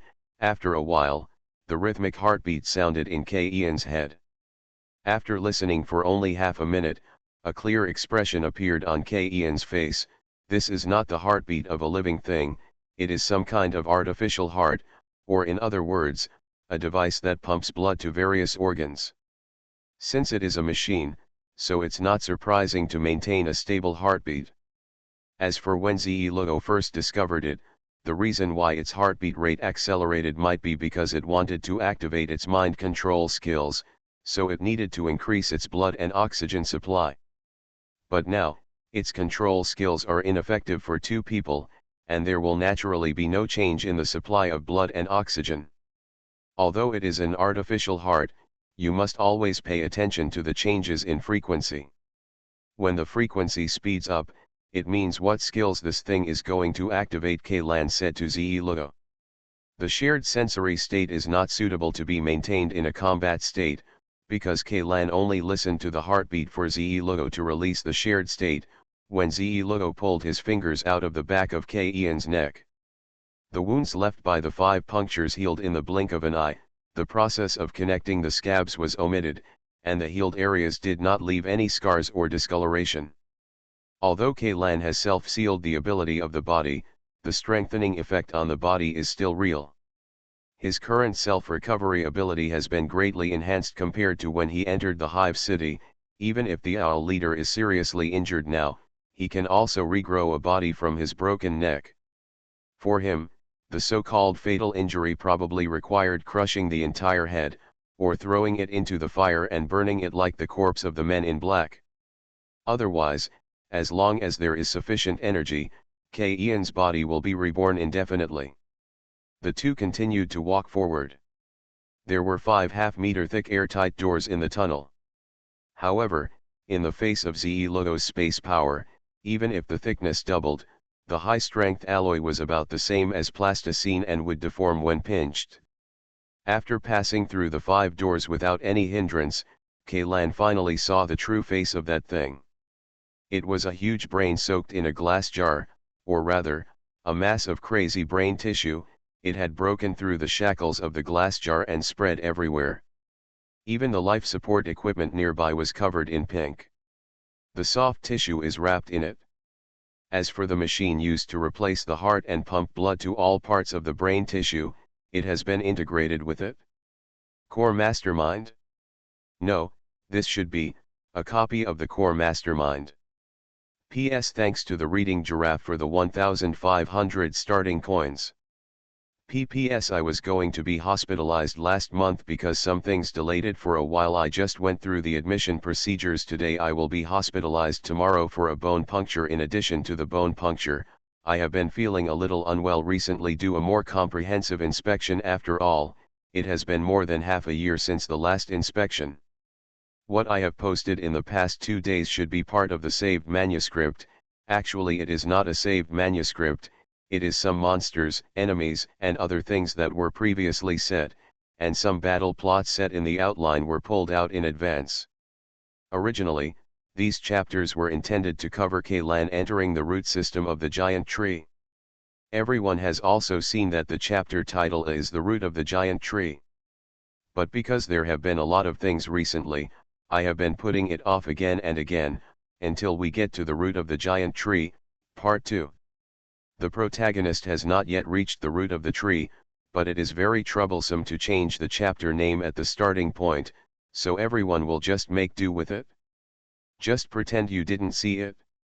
Also, let me state that these battles are not plot delaying elements, they are mini-boss that were originally set up, but the encounter time has been advanced in terms of plot arrangement. Because the tree root part is a relatively important plot, I want to wait until the situation is adjusted before I write it. Please forgive me for a moment. You are listening to Novels at Bless Up channel. Wish you happiness and luck. Please subscribe to receive new novels. How do you feel about this novel? Please like and leave a comment. Alien Relic Hunter. Author, Chen-Mi-san. Chapter 1056. Kaylan did not expect that there would be a core mastermind hidden underground in Zeus's private residence. Moreover, judging from the current state of this core mastermind, it has become out of control. If you give it enough time, this thing may develop into the level of the prototype machine in the underground space of the collapsed Ring City. At present, it can only temporarily control human consciousness within a distance of a few hundred meters. When the program is completed, all creatures within a radius of more than 10 kilometers will be permanently affected. This thing cannot be allowed to grow freely, it must be uprooted before it becomes strong enough. Kaylan did not hesitate, raised his gun and shot towards the artificial heart. Although the core master brain cannot be regarded as an independent biological entity, it still needs nutrients and oxygen to survive. As long as the pump machine used as a substitute for the heart is destroyed, it won't take long for the core mastermind to die due to malnutrition. Bah! Bah! Bah! Kaylan fired 3 times in a row, and the bullets fired from the large-caliber hunting pistol directly tore open the tofu-like brain tissue and penetrated into the pump machine. Accompanied by a burst of harsh mechanical noise, the value of the external pressure gauge of the pump first soared instantly, and then sharply returned to 0. This meant that the airtightness of the pump had been completely destroyed, and the entire machine had stopped operating. The pulse disappeared, Zelo said. Its signs of life are rapidly weakening. It seems that this thing has no physical attack methods, only mental control, Kaylan said. From the time the two entered the castle basement until Kaylan shot and attacked the pump machine, the replica of the core mastermind did not take any countermeasures. This made Kaylan feel that everything was going too smoothly. Since, logically speaking, Zeus shouldn't be undefended in such an important place where the core mastermind is hidden, but except for the core mastermind itself, there are no defense measures in the castle, which are even installed in most wealthy mansions. There are no sirens or security cameras. The lack of surveillance cameras may be due to the fear that the network will be hacked and the existence of the core mastermind replica will be exposed, but there are not even the most basic sensor sirens and sentry machine guns, which is a bit difficult to understand. Although there are several thick mechanical airtight doors on the passage leading to the room where the core mastermind is located, These airtight doors are not so much a measure to prevent outsiders from entering the basement, but rather are used to prevent the out-of-control core mastermind from spreading to the basement. External means, you don't even need heavy weapons to open these airtight doors, you just need a welding gun and enough gas. Is this replica of the core mastermind an abandoned failure? Kaylan had such an idea in his mind. But regardless of whether this thing was a failure, Kaylan had no intention of keeping it.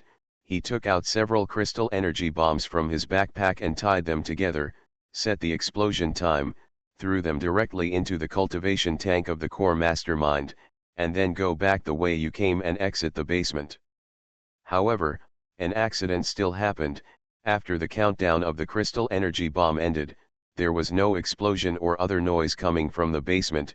It was as calm as if nothing happened. Dumb bomb? It shouldn't be. The detonator has 3 backup fuses, and the core mastermind has neither limbs nor tentacles. It can't even stop me from shooting, let alone defuse the bomb, right? Kaylan's hung. He was about to go back to the basement to check the situation, but Ze Logo grabbed him. There are abnormal spatial fluctuations in the basement, Ze Logo said. A transmission channel has been opened. Transmission channel? Kaylan suddenly understood why there was no movement. It was not that the crystal energy bomb failed to explode smoothly, but that the energy generated by the explosion was absorbed by a hidden transmission device. Not only did this energy fail to destroying the replica of the core mastermind, and the castle basement turned into the energy to open the transmission channel. The exit of this transmission channel is hidden inside that thing. It has the characteristics of undetectable, so I couldn't find it.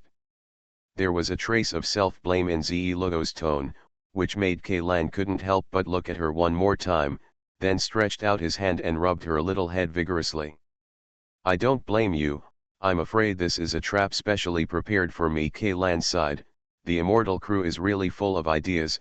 I'm afraid they have prepared a lot of traps like this, just waiting for me take the initiative to hit him. As soon as Kaylan finished speaking, a creepy friction sound came from the basement passage, as if a heavy, rusty iron tool was being dragged out by some force. Retreat! Kaylan and Ze Logo immediately retreated outside the castle. The next second, the entire castle collapsed. A giant nearly 4 meters tall and wearing a set of rusty medieval knight armor emerged from the underground passage. The giant's right hand was holding a huge round-headed sword as thick as a door panel. One end of the sword was dragging on the ground. The friction sound that just came from the passage was caused by this thing. The style of this sword is very rare, but Kaylan happens to know that this kind of giant sword is called an execution sword. It is generally a tool used by executioners responsible for beheading prisoners, rather than a conventional weapon. Later, with the emergence of the guillotine, the execution sword gradually faded out of the stage of history. Only a very small number of tough men would use this kind of sword on the battlefield. To wield the execution sword, Superman's weapon talent and strength are both indispensable. In order to be able to cut the death row prisoner's neck in two neatly during execution, the weight of the execution sword is astonishing. It has the properties of sharp and blunt weapons at the same time. When wielded on the battlefield, it is like a humanoid meat grinder, which can easily destroy any approaching person or weapon. Even a heavily armored warhorse can be cut off with one sword. Its biggest disadvantage is that it has poor mobility and is extremely afraid of long-range attacks such as crossbows or trebuchets. In order to match its body shape, the execution sword in this giant's hand has at least doubled in size and thickness. Coupled with the unique luster of the heavy alloy, note 1, the weight of this sword must be several tons. And when Ian's eyes shifted to the equally huge kite-shaped shield held in the giant's other hand, his pupils couldn't help but shrink a bit. Apart from flags, the most important thing used by medieval knights to identify themselves was flags. The one on the shield was the family crest, but what was painted on the shield in the giant's hand was the face of a tarot card. The 16th card of the major arcana symbolizes the Tower of Destruction. This reminded Kaylan of the 16th seat of the Immortal Crew Club, Tower Poseidon. Could it be that the giant in front of me is the true form of Poseidon?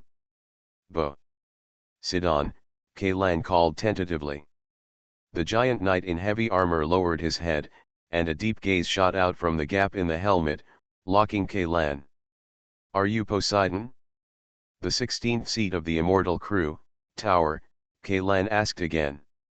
The giant knight did not answer, but directly swung the execution sword and smashed it towards Kalan. The execution sword came out of his hand, causing a harsh whistling sound as it whirled. Kalan also turned on time stop at the same time, calculated the flight path of the execution sword, and took Ze-Logo to avoid it at the critical moment. Drive away. With K-Ian's physical strength and self-healing ability, even if he was hit hard by the sword, or in other words, even if the sword directly beat him to a pulp, he would still be able to return to his original state in just a few seconds. But I don't know why. His subconscious was frantically sounding the alarm, telling him not to be hit by this sword. Is there anything weird about this sword? Is it a relic of the Alpha civilization? Just when Kalan was about to get close to the execution sword with most of the blade penetrated into the ground for observation, the ground suddenly shook. No, it was not the ground that shook, but the sword. The execution sword seemed to come to life. It pulled itself out, threw a large spin in mid-air, forced Kalan back, and then flew back to the suspected in the hands of Poseidon's giant knight. This guy can also wield a sword? Is it the ability to manipulate a specific type of material like Sanzan, or is it the ability to materialize one's mind like Akira Asano's? Kalan quickly retreated and distanced himself from the opponent. If you have these two abilities, you can completely change the trajectory of the execution sword after it is released. In this way, my time stop will not be able to predict and avoid at all. Is the other party neglecting this point, or is it? Is the ability actually not what I thought? The giant knight didn't leave much time for Kalan to breathe. After retracting the execution sword in the air, he strode towards Kalan. Although it was wearing heavy armor, it accelerated extremely fast, from standstill to a speed of 100 kilometers per hour. It took less than 3 seconds. This is already at the level of an F1 racing car. Kalan started and stopped again, but this time, before he could calculate the best evasive route, a sharp pain like a needle suddenly came from his head, and the still black and white picture around him was abruptly changed by a touch of color. Tear it open. His time-stop state was forcibly terminated. Kalan raised his head and met the giant knight's eyes. Even though the other man's eyes did not change at all, Kalan was sure that the power that just interrupted she stop came from these eyes. After merging the crystal and the body, K-Ian's time-stop skill has a very high priority. Even Ze-Logo was unable to break free from the static time. Kalan always felt that on this planet, on the internet, the only one who can forcibly tear apart stagnant time and space by brute force is experimental subject number 1197 under the bottomless sinkhole.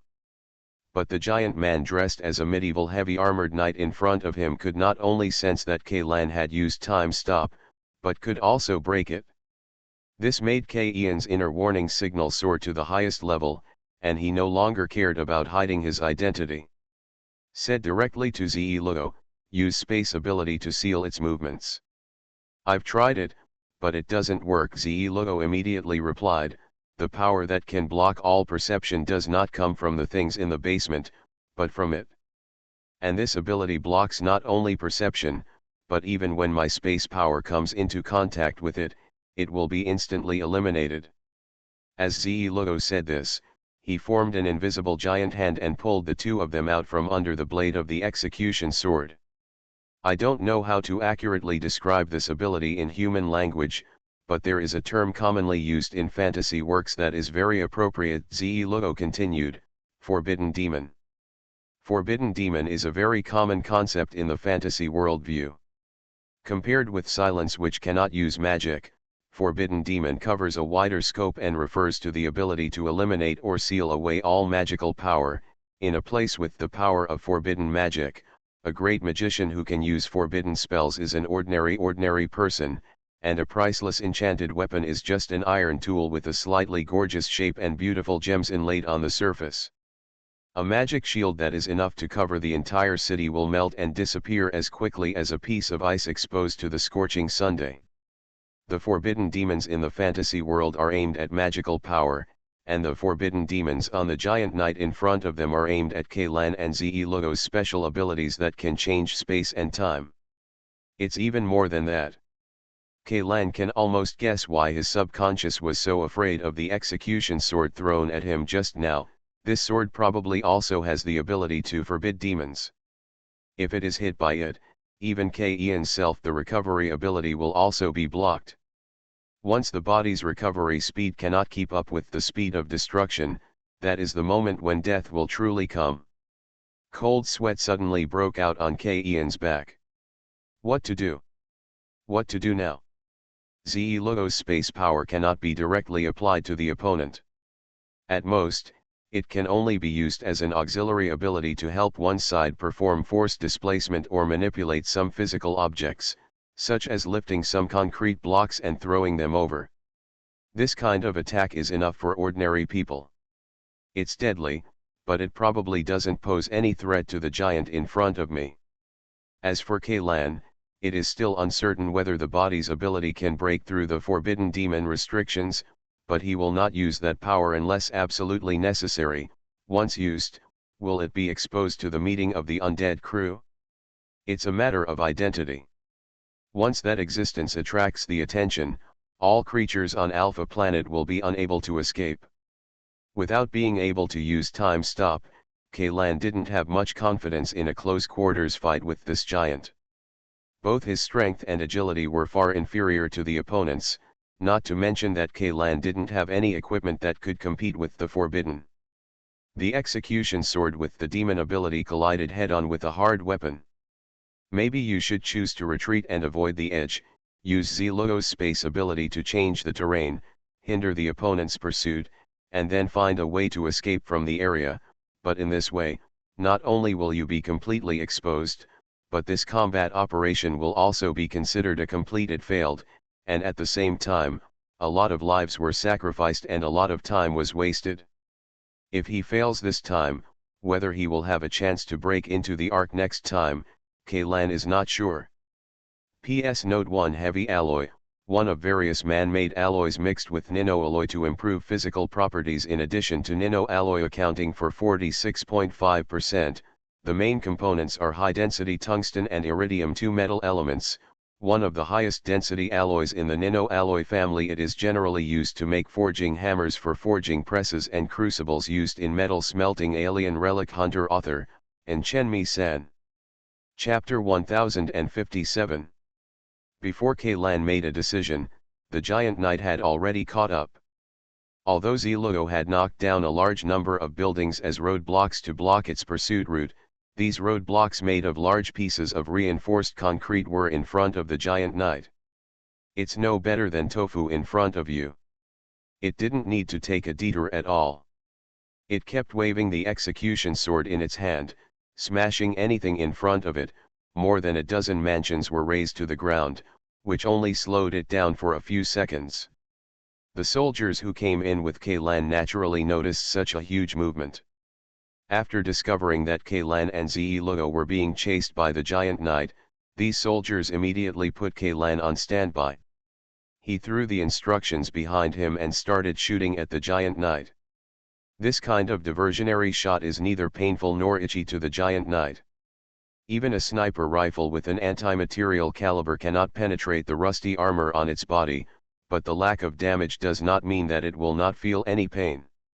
Irritated, the giant knight briefly stopped chasing Kaylan. After briefly accumulating strength, he threw the execution sword hard at the soldiers. The distance between the two was a kilometer long, but the execution sword seemed to have its own propeller, and it just crossed the kilometer distance and slammed into the center of the crowd. The soldiers who were directly hit by the execution sword were directly exploded into blood mist, and those who were slightly closer were directly blown away by the shock wave, but no matter how far or near, the fate of every soldier is the same. When the execution sword is the moment they fell, all their internal organs were shattered, and there was no point in even rescuing them. The execution sword thrown by the giant knight is like a cannonball. With the impact point as the center of the circle, within a radius of 50 meters, there is a lethal range for ordinary people. Only a few enhanced people with higher levels do not have it. Immediate death, but only not immediate death, their internal organs were also irreversibly damaged. The shock wave penetrated the armor and muscles and directly acted on the most fragile organs in the body. Thick blood overflowed from their 7 orifices. The chest with broken ribs rose and fell irregularly, and with every breath, blood foam with tissue fragments would spurt out from the nostrils. The first batch of airborne troops were all wiped out except Kaylan and Ze-Lugo. Kaylan didn't even have time to mourn or be angry, because after throwing the execution sword, the giant knight jumped up, fell heavily in front of Kaylan, and then pointed the shield in his other hand at the two of them. Take a photo. Ze-Lugo originally wanted to use the same trick of space power to pull the two people away from the shield's attack range, but he didn't know if it was because the giant knight was too close. The forbidden magic effect directly enveloped the two of them. Ze-Lugo's space power it turned out to be completely blocked. Fortunately, Kaylan held Ze-Lugo in his arms and rolled on the spot, narrowly avoiding the fate of being photographed into a pulp with an unsightly posture. Bang! The edge of the giant shield was less than half a meter away from Kaylan. The huge impact and roar made Kayan's ears buzz. Fortunately, his body enhancement level was high enough, so he was not like those soldiers. The shock wave caused when the shield hit the ground shocked him to death. A carp jumped up, and Kaylan ran away. In addition to not being able to confront the opponent head-on, he couldn't even let the opponent get close. Once he got close, the forbidden magic effect on the giant knight would kill Ze-Lugo. The humanoid plug-in was directly sealed into a blank slate. Once Ze-Lugo's ability was sealed, the two of them lost their last remaining capital for confrontation. Perhaps we should call Yagonactor's Star Destroyer cannon to strike, but the Star Destroyer cannon can only be used once. The original plan was to use it to open a channel directly to the roots of the giant tree. Moreover, even if the Star Destroyer cannon is used if you come to attack the guy in front of you, Yagonactor may not be able to lock the target, and now you can't contact the people left on the battleship. Boom! Another shield hit smashed the luxury hovercar that Kaylan was hiding in the ground a second ago. To be precise, it was smashed into a thin iron sheet embedded in the ground. Kaylan tried to aim his gun at the gap in the giant knight's helmet and shoot the bullet in. He did so, and it was successful, but the bullet fired into the helmet only temporarily extinguished the line of sight locked on Kaylan. It only lasted a few seconds, and when the vision went out, the giant knight did not lose the target, and the pursuit pace under his feet and the attack movements in his hands did not show any stagnation. You can't escape by running away, but you can't kill by killing. The armor on the giant knight looks rusty, but it has a defensive power that is no less than nano alloy. Kaylan took a huge risk and attached a crystal energy bomb to the opponent's leg armor. However, after the smoke and dust from the explosion dissipated, he found that the leg armor where the bomb was attached was not damaged at all. He insisted that there was no damage. If it has changed, it may be that some of the rust on it has been removed. This armor is most likely a relic of Alpha civilization, together with the execution sword and offhand shield. No, maybe it was earlier. The aesthetics of Alpha civilization are quite different from human civilization, and this kind of medieval knight the style was the most popular during the Hive civilization period. The product of the Hive civilization, combined with the forbidden demon effect on the giant knight, Kaylan couldn't help but think of what Ze-Lugo said to himself when he first entered the Ark. Inside the Ark, the remaining traces of that power were very obvious. The most direct way to obtain that kind of power is to discover those hives that have suffered disasters. This is a ruin older than Alpha civilization. What is sealed there is not only the legacy of the Hive civilization, but also the nightmare that has not dissipated for tens of thousands of years. The execution sword flew back into the hands of the giant knight at some point. The sword and shield attacked alternately. Kaylan and Zelogo's dodge space was further compressed. Finally, the two were forced into a dead end. Seemingly seeing a dead end blocked by high walls and power grids, the giant knight's continuous offensive finally stopped. It looked down at Kaylan and Zelogo, raising the execution sword in its hand high. It seemed to have triggered the execution sword or some amplification device on the armor. The Forbidden Demon area expanded sharply the moment the sword blade was raised above the head, from the original 3-meter range to 20 meters away. Not only enveloped Kaylan and Zelogo, but even the high wall behind them was included in the Forbidden Demon realm. Expanding the Forbidden Demon territory seemed to be a heavy load for the giant knight. Its footsteps became heavy and slow, approaching the two of them step by step. "Do you think we can't escape after sealing Zelogo's space ability?"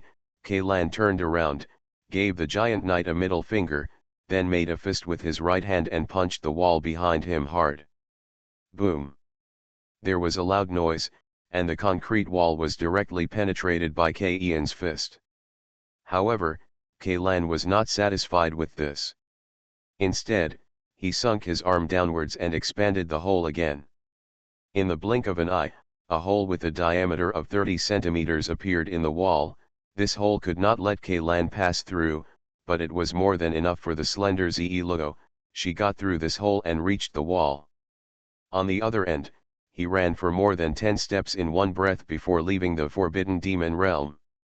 He turned around and used his invisible hands condensed by the power of space to remove a steel beam from the dome and swept it flat behind Kaylan.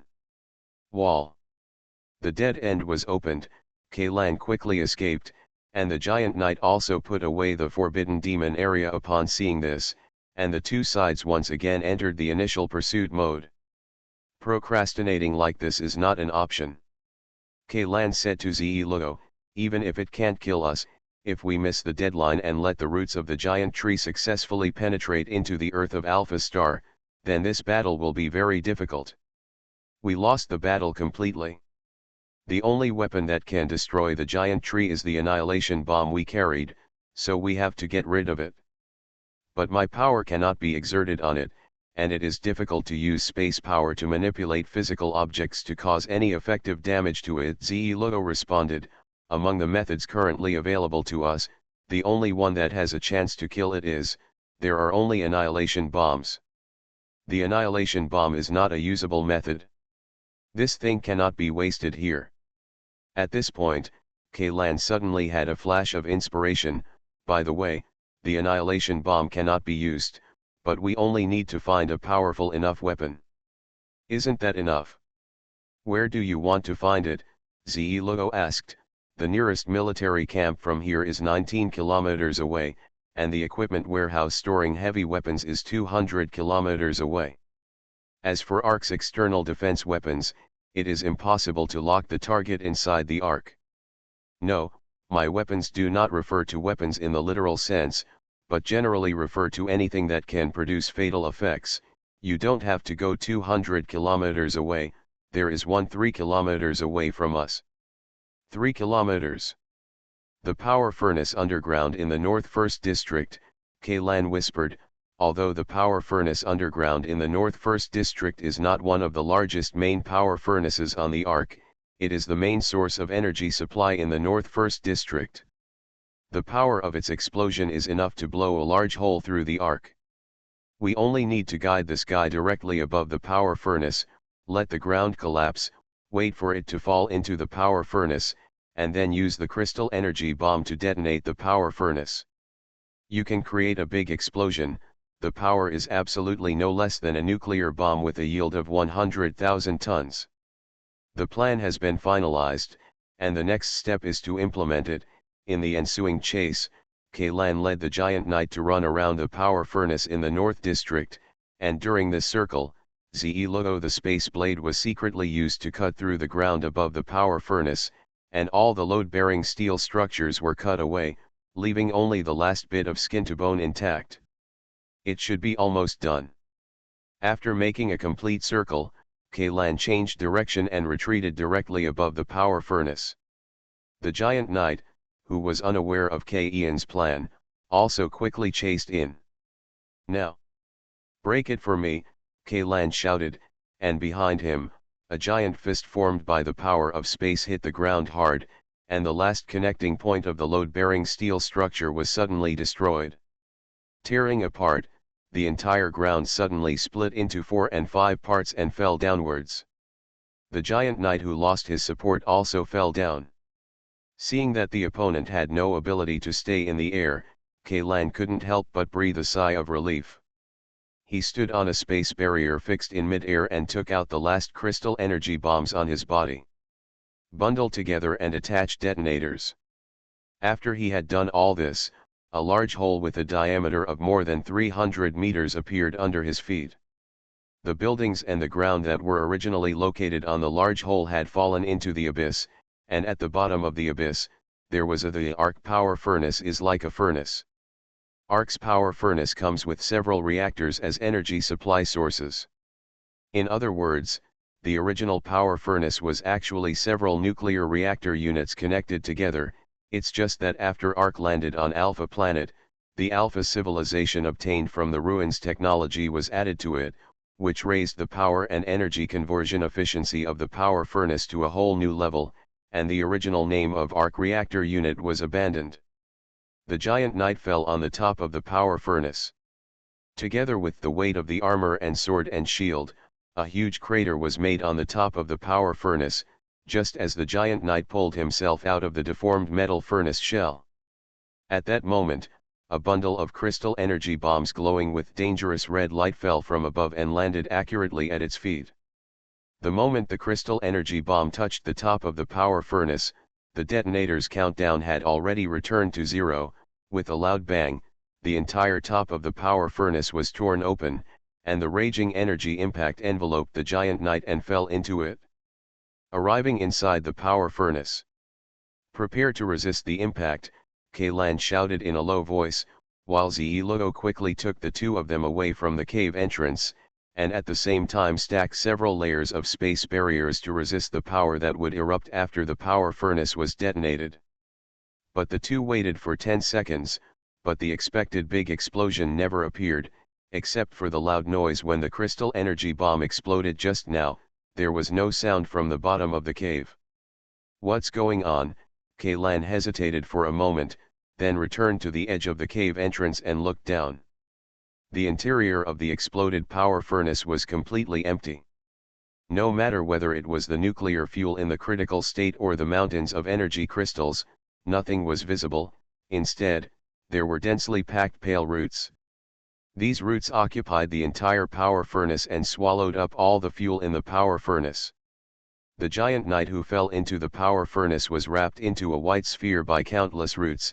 It was also struggling, but the power of struggle has become weaker and weaker. P.S. Thanks to Gui Gang for the 100 starting coins this year. Alien Relic Hunter author, and Chen-Mi-san. Chapter 1058. The density and thickness of the roots inside the power furnace are far superior to those that Kaylan has seen before. If the roots in the Ark's living area are compared with them, they are simply insignificant, the thinnest ones in the power furnace. The diameter of one of its branches is more than 1 meter, and its strength is such that not even monsters like the giant knight can break free. Seeing that the giant knight who was so troublesome to him a moment ago was digested by these roots in just a few seconds, and the strange armor fell into the depths of the power furnace, an inexplicable chill couldn't help but rise on Ian's back. This is what we need to solve.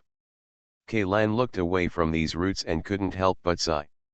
Although Kaylan himself was the one who made the entire plan, he had no idea whether the plan would work or not. The only thing he could do was to do his best and then listen to fate. I don't know why, but Kaylan always felt very uncomfortable after the sentence popped up in his head. He thought about it, probably because in human cognition, the concept of destiny is generally associated with the will of gods. To put it in perspective, since they want to resist the existence called God, but they also have to obey fate, this sounds really ironic. The phrase "my fate is up to me" in Long Aotian's novel is more refreshing. Kaylan smiled self-deprecatingly and turned away from the edge of the big hole. The roots in the power furnace are indeed part of the giant tree's root system, but they are not the main roots. Blowing up all these roots will at most affect the efficiency of the giant tree in absorbing nutrients, and will not cause fatal damage to it.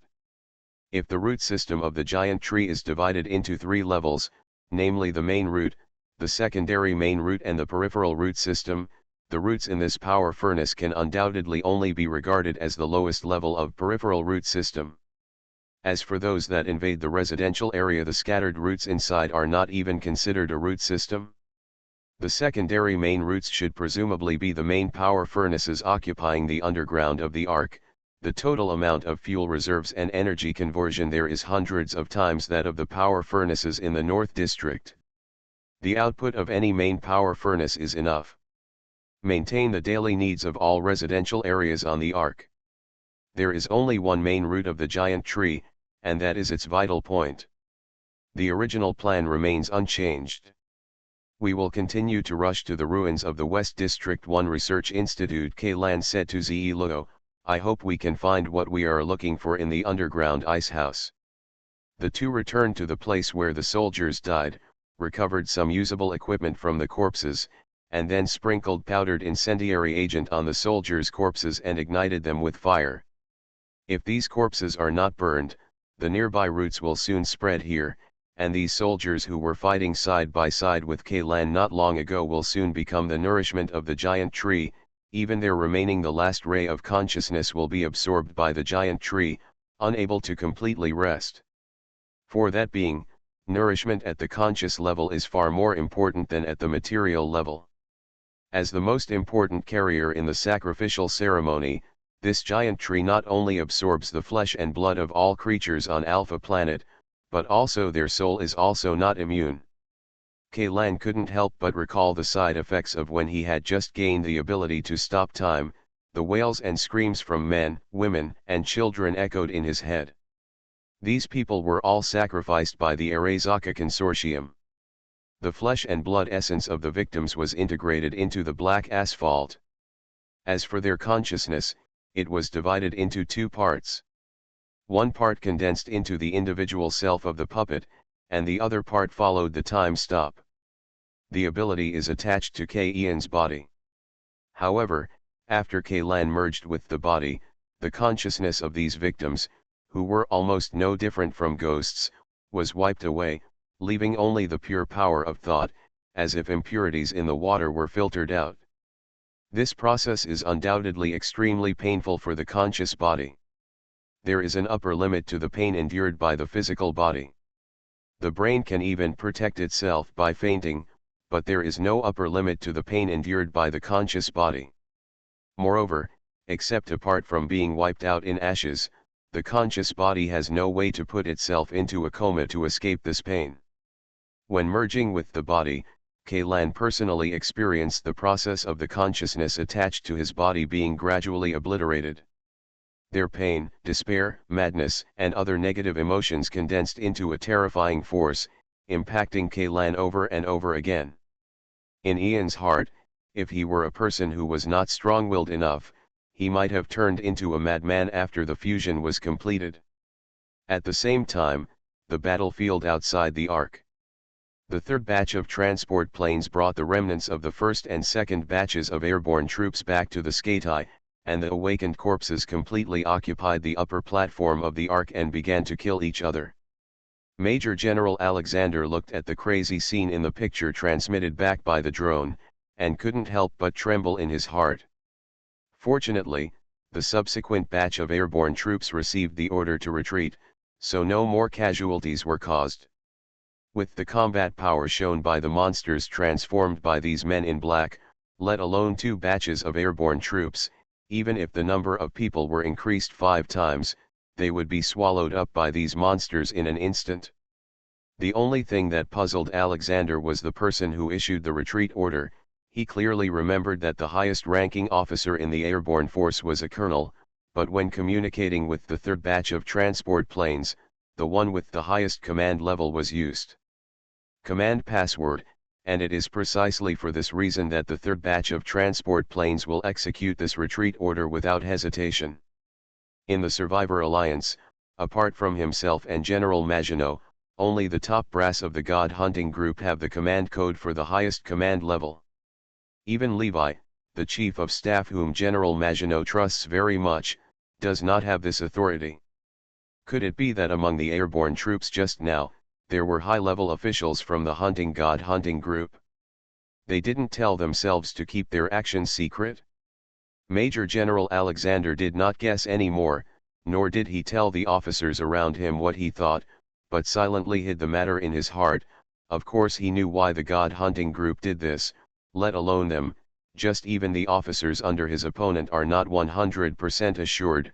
The power of the Immortal Crew Association is too powerful, and anyone who comes out of the Ark may be their accomplice. The leakage of ordinary combat intelligence will not have a big impact on the battle situation, but once such crucial information is intercepted by ANZA, it may affect the final direction of the entire battle. Major General Alexander did not alert anyone. He secretly retrieved the battle report of the third batch of airborne troops and reread it. According to their reports, after the first and second batches of airborne troops returned with the wounded on transport planes, there were only a few remaining soldiers. More than 60 people stayed. After the transport plane took off, the more than 60 people used the vertical passage on the platform to enter the interior of the Ark. At this point, the team disappeared from their sight. In addition, there was also an unconscious female pilot among the people who retreated. As soon as this female pilot arrived on the Scatty, she was picked up by people sent by the God Hunting Group. Female pilot, Major General Alexander immediately thought of the girl named Valentina, who was ruthless and talkative. Since she was among the first batch of airborne troops, the person she escorted must be one very important. Could it be Kaylan himself? Alexander was startled, his fingers trembled involuntarily, and then he subconsciously deleted the combat report submitted by the airborne troops. On the other side of the battlefield, Yagonactor was hidden among the clouds. After the electromagnetic pulse bombs were launched, the insect swarm stopped attacking and all returned to the canopy of the giant tree. Yagonactor also took this opportunity to quickly leave the battlefield and move to a relatively safe area 20 kilometers away from the Ark. Valentina woke up shortly after being taken back to Yagonactor. She sat up on the hospital bed and looked around blankly. Her eyes finally stopped at the chair beside the bed, where she had fallen asleep. Chi Hanfan. Lao Chi hasn't slept for more than 30 hours. If you can come back safely, the stone that has been hanging in his heart will finally fall to the ground. Ivan walked out of the shadow of the room and said to Valentina. Where are Kaylan, and the others? They successfully entered the Ark. But the communication between them and us has been disconnected, and we don't know what is going on inside. Ivan answered truthfully. No, I have to support them, Valentina said, and wanted to jump off the bed, but found that her wrist was tightly held in the hand of Chi Hanfan, who was sleeping, and she couldn't pull it out without any effort. Come out. SHH, don't wake up Lao Chi. This guy's eyes are all bloodshot and he still refuses to rest. I'm even worried about whether he will die suddenly. He won't close his eyes until you come back. It's just a matter of time, and again he only slept for 10 minutes, let him sleep a little longer. Ivan made a stop gesture. Besides, with the current situation, you can't break into the inside of the Ark. We just fought with the men in black. That area has now become a complete hell. After Ivan finished speaking, he handed over the tablet in his hand. Valentina took the tablet, and after just one glance, she felt a strong smell of blood spread through the screen into her nose. What Ivan said is absolutely correct.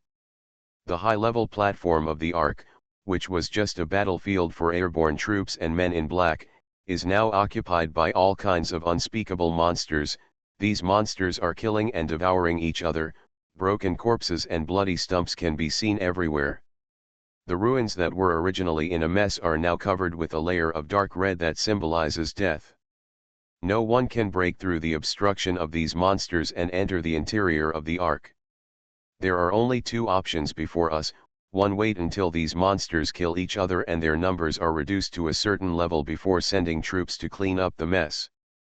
2, directly use the Star Destroyer cannon to clear the platform and create a direct passage to the core area, but the consequences of doing so will be to use up one of our most important trump cards, Yvonne said softly from the side. Are we completely unable to help him now? Valentina frowned slightly and clenched her other hand that was not caught by Chi Hanfan into a fist. It can't be said that we can't help at all. Although the battlefield inside the Ark is more important, we can't take it lightly outside. In the current situation, maintaining the status quo is the greatest help we can provide him. Valentina turned her head again and glanced at Chi Hanfan, who still looked tired even in his sleep, and nodded silently. Inside the Ark, the boundary between West District 1 and North District 1. After the airborne troops were wiped out, Kaylan and Ze Luo moved much faster. With the dual blessing of high-level enhanced physical fitness and space power, the two of them traveled across the entire North China Sea in less than 10 minutes. A district. The West First District is different from the other three areas with the first serial number. There are neither luxurious mansions nor top-notch commercial areas with high prices. Compared with the other three districts, which are full of money and wealth, the West First District gives people a sense of luxury. A cold, regimented and extremely depressing feeling. This place is like a huge hospital, or to put it more harshly, it's a morgue in a hospital. This was Hound's comment when he first came to West District 1. Even the streets there is a faint smell of corpse. Kaylan didn't know whether the hounds really smelled the smell of corpses or it was an exaggerated metaphor. Although there were indeed a large number of corpses used for experiments in the Institute, these corpses were soaked in sealed, full-flavored odors. In the jar of Marin solution, coupled with the extremely airtight cold storage, it stands to reason that there will be no corpse odor spread to the street. Half of the area in the west area is occupied by the Institute and its branches responsible for different types of subjects, while the other half is used as experimental sites and supporting facilities for researchers and their families to live. During the mimetic infection incident, the entire West District was almost reduced to ruins, and not even a tenth of the people living here survived. Although the people from the Crisis Management Department sealed off the entire West First District in time to prevent the meme from spreading, the collections that escaped from the underground icehouse still caused great damage to the interior of West First District. To this day, the reconstruction work in the West First District has not been completely completed. As for the research institutes, they have been in a semi-blocked and semi-banned state. Those that survived can only continue to carry out some harmless projects with various restrictions and surveillance. The main building and underground ice storage of the Institute have been taken over by the Crisis Management Department, and even the new director of the Institute is prohibited from entering. In K. Ian's memory, the Crisis Management Department later built a huge isolation cover to imitate the sarcophagus of Chernobyl in the old era to cover the main building of the Institute and the underground ice storage. But now, this huge isolation cover has been broken into countless petals like an eggshell. The entire main building of the Institute has been razed to the ground. A deep hole is so nakedly exposed. Looking down from the hole, a messy underground icehouse can be seen at a glance. You are listening to Novels at Bless Up channel. Wish you happiness and luck. Please subscribe to receive new novels. How do you feel about this novel? Please like and leave a comment. Alien Relic Hunter. Author, Chen-Mi-san. Chapter 1059. There are a lot of traces of glass on the ground around the hole, which should be the traces of the heavy battleship's plasma main gun bombardment.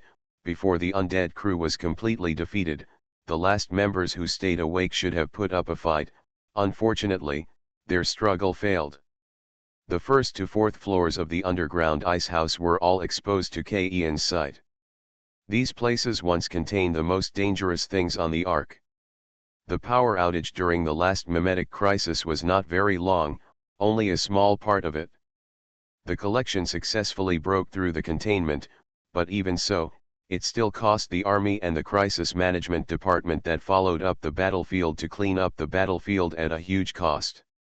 If all the collections in the entire underground icehouse were released, that destructive power is almost equivalent to detonating all the nuclear weapons stored on the Ark at the same time, or even more terrifying.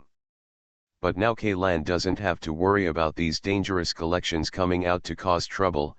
The roots of the giant tree have spread to every corner of the underground icehouse, so that K-Land can't even find a place to stay, let alone those the collection was sealed by dense roots that blocked all exits. All the biological collections in the underground icehouse have become nutrients for the giant trees, without exception.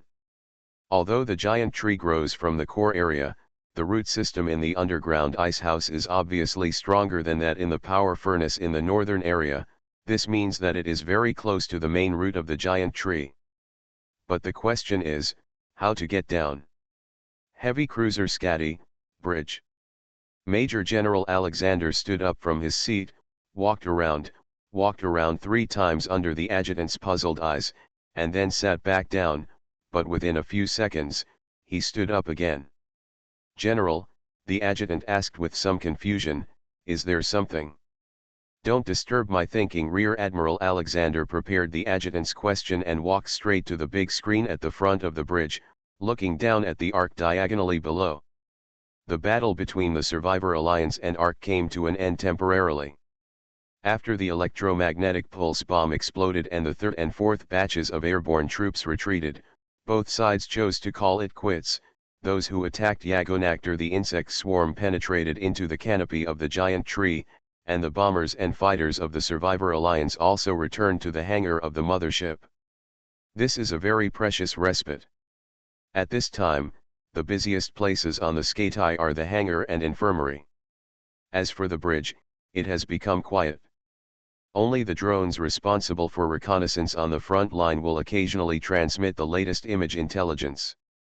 Send it back and put it on the holographic screen. The gap in the Ark's energy shield has not disappeared. If you want to plug the gap, you must repair the blown shield generators, and now the undead crew will connect the corroded men in black on the platform. They didn't even deal with it, so naturally they wouldn't send anyone to repair the shield. What makes Alexander a little puzzled is that the response of Ark, or the undead crew, always seems to give people the impression that they don't care about the Survivor League at all. They have always chosen to defend passively, rather than being proactive like last time. Attack. If I had to use one word to describe the attitude of the undead crew, it would be perfunctory. They treated this battle perfunctorily to the point of making no secret of it. The men in black who were responsible for blocking the attack did not show up until after the airborne tribe landed. As for the insect swarm, they noticed that Yagonactor was about to launch an electromagnetic pulse. He was only sent out when the bomb exploded, and after failing to prevent the launch, he immediately chose to retreat. No, this doesn't seem like perfunctory. The corners of Major General Alexander's eyes twitched, and he suddenly realized that the opponent was using the lowest level of resources to neutralize his own offensive methods.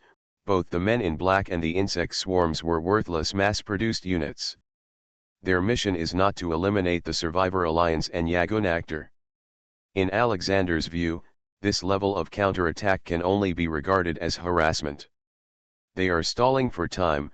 Major General Alexander took a deep breath. The undead crew should have concentrated all their resources on supplying this giant tree, so they have no spare power to deal with us. All they need now is just delay our attack and wait for the roots of the giant tree to penetrate deep into the land of Alpha Star. Time is not on our side. No, we can't wait any longer. Even if the god-hunting group someone has already entered the Ark, we shouldn't just wait outside. Major General Alexander, who had made a decision in his heart, walked back quickly and raised his hand to his adjutant. "I'll leave for a while. You can keep an eye on me. If anything happens, contact me immediately." "Yes." Rear Admiral Alexander walked out of the bridge and turned into a small room that only the captain had the authority to open. He thought for a moment, took off the communicator on the small room, and entered a series of passwords. Scotty, Alexander calls Yagonactor. Copy that.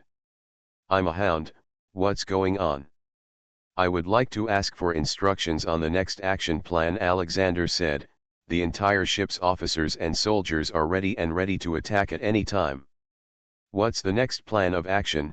There was a trace of doubt in the hound's voice. Hasn't the plan been made long ago? When the vanguard soldiers who broke into the Ark send a signal, Yagonactor will directly bombard the Ark with a Star Destroyer cannon. The core area and the roots of the giant tree. When the time comes, we will dispatch the entire army to escort Z-Logo and the annihilation bomb to the main root system of the giant tree. Mr. Nick, please tell me the truth, have Kaylan, Z-Logo and the annihilation bombs entered the Ark? Alexander said solemnly. The other end of the receiver was silent for a few seconds before the hound asked in an unusually serious voice, "Why do you ask that?"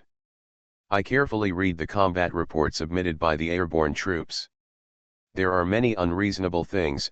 The retreat order was issued by the first batch of airborne troops, but these people did not have the authority to match the command level. The officer on board, and in addition, there is a female pilot of ours who was picked up by the transport plane of the third batch of airborne troops. If I remember correctly, her name is Valentina, right?" Alexander asked. "Does anyone else know about this?" "Not yet. And I have deleted the combat report, but this loophole is too obvious. We were in a fierce battle just now. Maybe most people won't care about such small details, but there is no guarantee that it will not happen. Someone from the undead crew will discover something unusual. If they send this information back to the Ark, Kaylan and the others will be in danger. Let's put aside the matter of whether Kaylan entered the Ark. Why are you in a hurry to take the next step?" Hound asked again. "Suppose, as you said, Kaylan and Z-Logo they all entered the Ark, then you should know that in the entire Survivor Alliance, no one can match the two of them in terms of individual combat effectiveness. If neither of them can send a signal, then no one can complete this mission. The undead crew are stalling for time. The best proof is that they don't have the extra power to attack us. They have invested all their resources in the giant tree. They may be more anxious than us. If we stand still, wouldn't we be playing into their hands?" There was a hint of urgency in Major General Alexander's tone. Being selected as the commander of Fleet Zero means that Alexander is a very good soldier, but no matter how good a soldier is, facing a situation where the fate of all mankind is at stake and there are only a few dozen left in the final time limit, it would be an absolute lie to say that you are not nervous when you are facing a war that lasts only a few hours and will be destroyed if you cannot win. "I know, we must be patient, but it is easy to miss our only opportunity," Alexander continued. "Nick, have you ever thought about it, if Kaylan, if those people who entered the Ark, they failed, what to do? If you attack hastily, you will miss the only opportunity. Don't forget that Yagonactor's Star Destroyer cannon can only be fired once," Hound said word by word. "As for Kaylan, I believe him, he won't let me down. If he fails, it means humanity has failed. Yagonactor's Star Destroyer cannon can't move, so the Skatai should be able to move, right?" Alexander said. "I plan to use the power of one ship to launch a surprise attack on the Ark. Even if I can't open a gap, at least it can also hold back the undead crew's few maneuvering forces." "Wait a minute," the Hound said in a more serious tone again. "Wait a minute. What are you waiting for?" K-Ian's signal. Hound stopped hiding K-Ian's whereabouts and said directly. "Inside the Ark, West Area 1, Research Institute ruins, underground ice house. Z-Logo, can you use the space barrier to push away these roots and create a passage?" Kaylan asked. "The first to fourth floors of the underground ice house are already empty, but the condition of the fifth floor, which is buried deep in the reactor coolant, is still unknown. It used to be the place where Yinglong's eggs were stored." After Kaylan tore Seraph apart with his hands, "After that, the place should be empty. But for some reason, Kaylan always felt that there was something there, and it was something very important. It's difficult. Ze Luo shook his head. Direct contact will cause a strong reaction in the roots. These roots carry a very special power. This power seems to come from the consciousness absorbed by the giant tree. Faced with this force, the space barrier cannot last long. How many seconds can you last at most? It's hard to say, 6 seconds, maybe less. Then let's calculate it based on 5 seconds. Kaylan stared at the abyss below. Starting from the second layer, the density of the roots was so dense that even a fly couldn't get through it. He wanted to squeeze out the roots through the space barrier. So, if you go deep into the 5th level, 5 seconds is really too reluctant.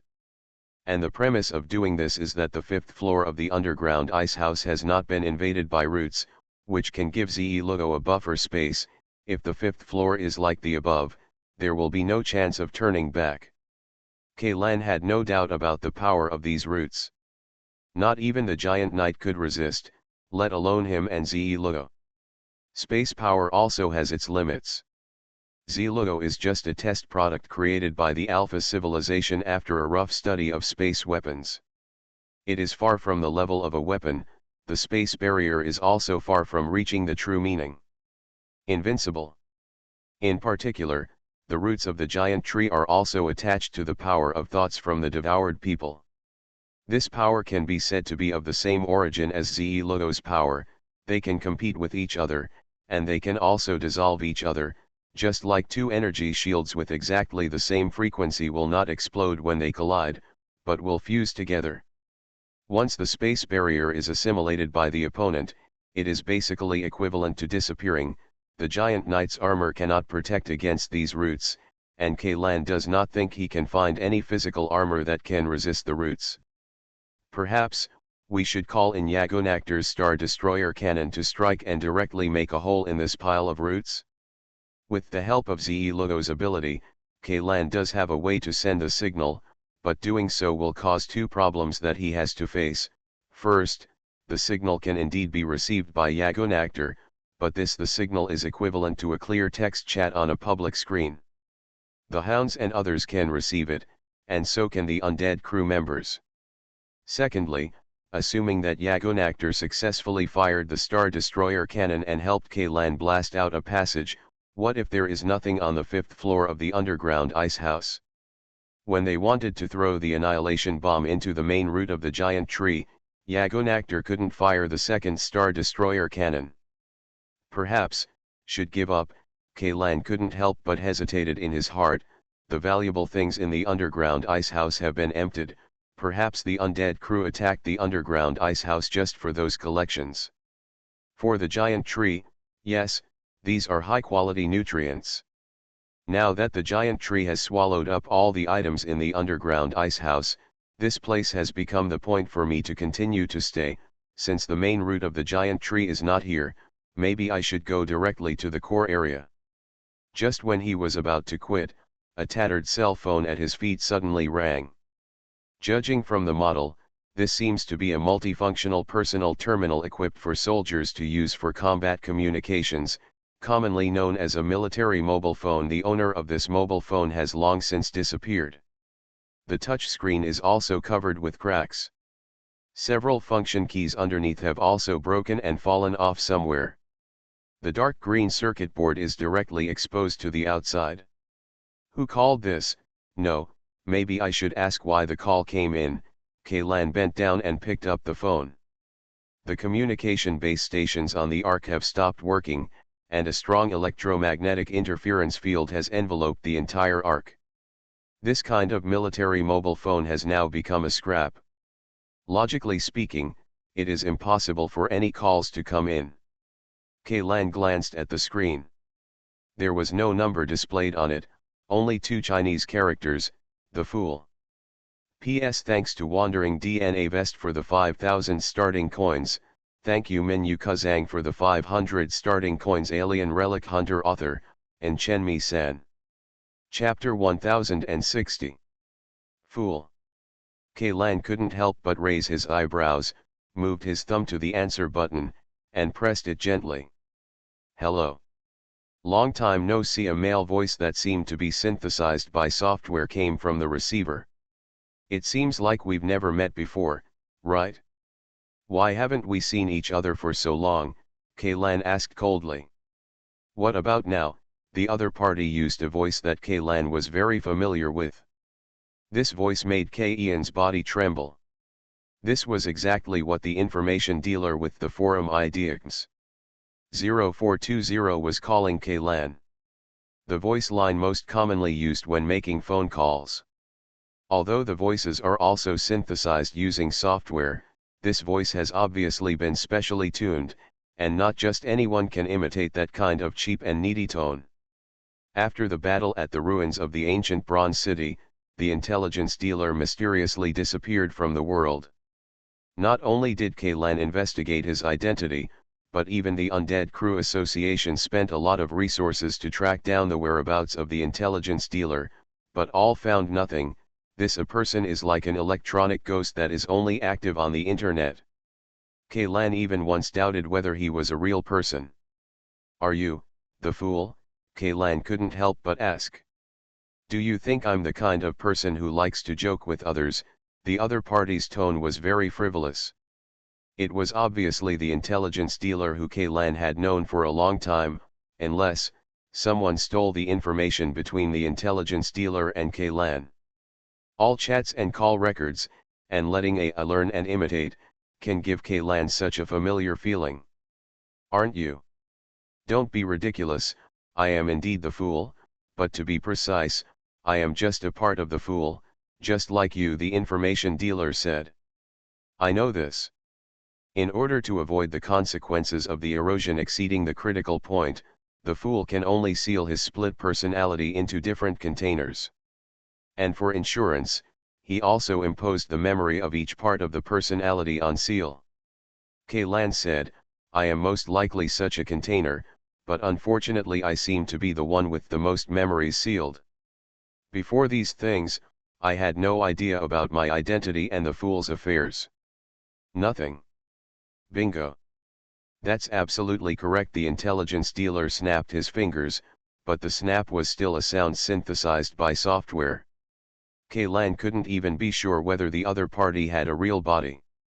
It seems that in the past few years, through my own efforts, I have collected a lot of secret information.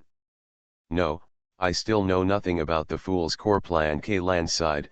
I don't know why you took the initiative to contact me, but since you are also one of the containers, you should be on my side. Is it on this side? First of all, I want to correct one of your linguistic errors. When referring to the fool, you should not use the third person he, but the first person I. The intelligence dealer said. Secondly, although you know nothing about my plan, you have been following the route preset in the plan. Don't worry, you have done a good job so far, impeccably. Even now, you are still talking so much nonsense. Ian's mouth twitched twice. If you have to say bad words to me, then you shouldn't use the second person you when calling me, right? No, this is different. You and I are different. We are two completely different personalities of fools. The fool is me and the fool is you, but I am not you. This may sound a bit convoluted, but I think you should be able to understand, the information dealer said. Also, aren't you curious about how many parts the fool divided his personality into? How many servings? 4 copies, the information dealer told Kaylan bluntly. Personality number 1 is me, but my body is just a failed experiment. Although I have been thinking of ways to delay the progress of the erosion, now the time left for me will not exceed 12 hours at most. Putting aside this, you should be able to guess that personality number 2 is the personality implanted in the living armor. His degree of erosion is 4 personalities.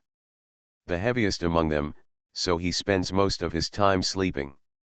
His only role is to accept the gaze of that existence on your behalf when you need to use the holy word. I would like to call him the most powerful tool. People. It's a pity that the ultimate move can only be used once. If there were more people with such tools, the current situation would not be so rigid. Where are number 3 and no 4? Kaylan asked. Personality number 3 has been implanted into the core mastermind. As the center of the entire plan, it is this personality number 3 that represents the Fool when the undead crew members vote, but now the core mastermind is controlled by Zeus's group of guys. Number 3, the personality can only be temporarily hidden in order to protect itself, and cannot provide much help.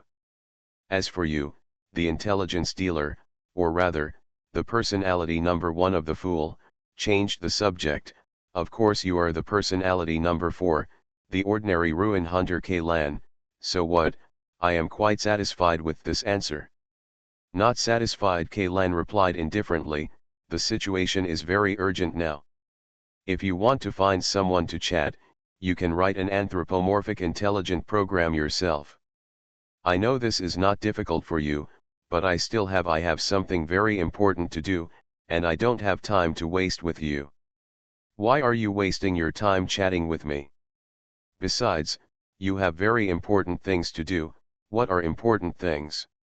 Do you mean the Fool's plan? What did you want to say when you called me? I haven't finished the topic just now. Let's continue, the intelligence dealer said.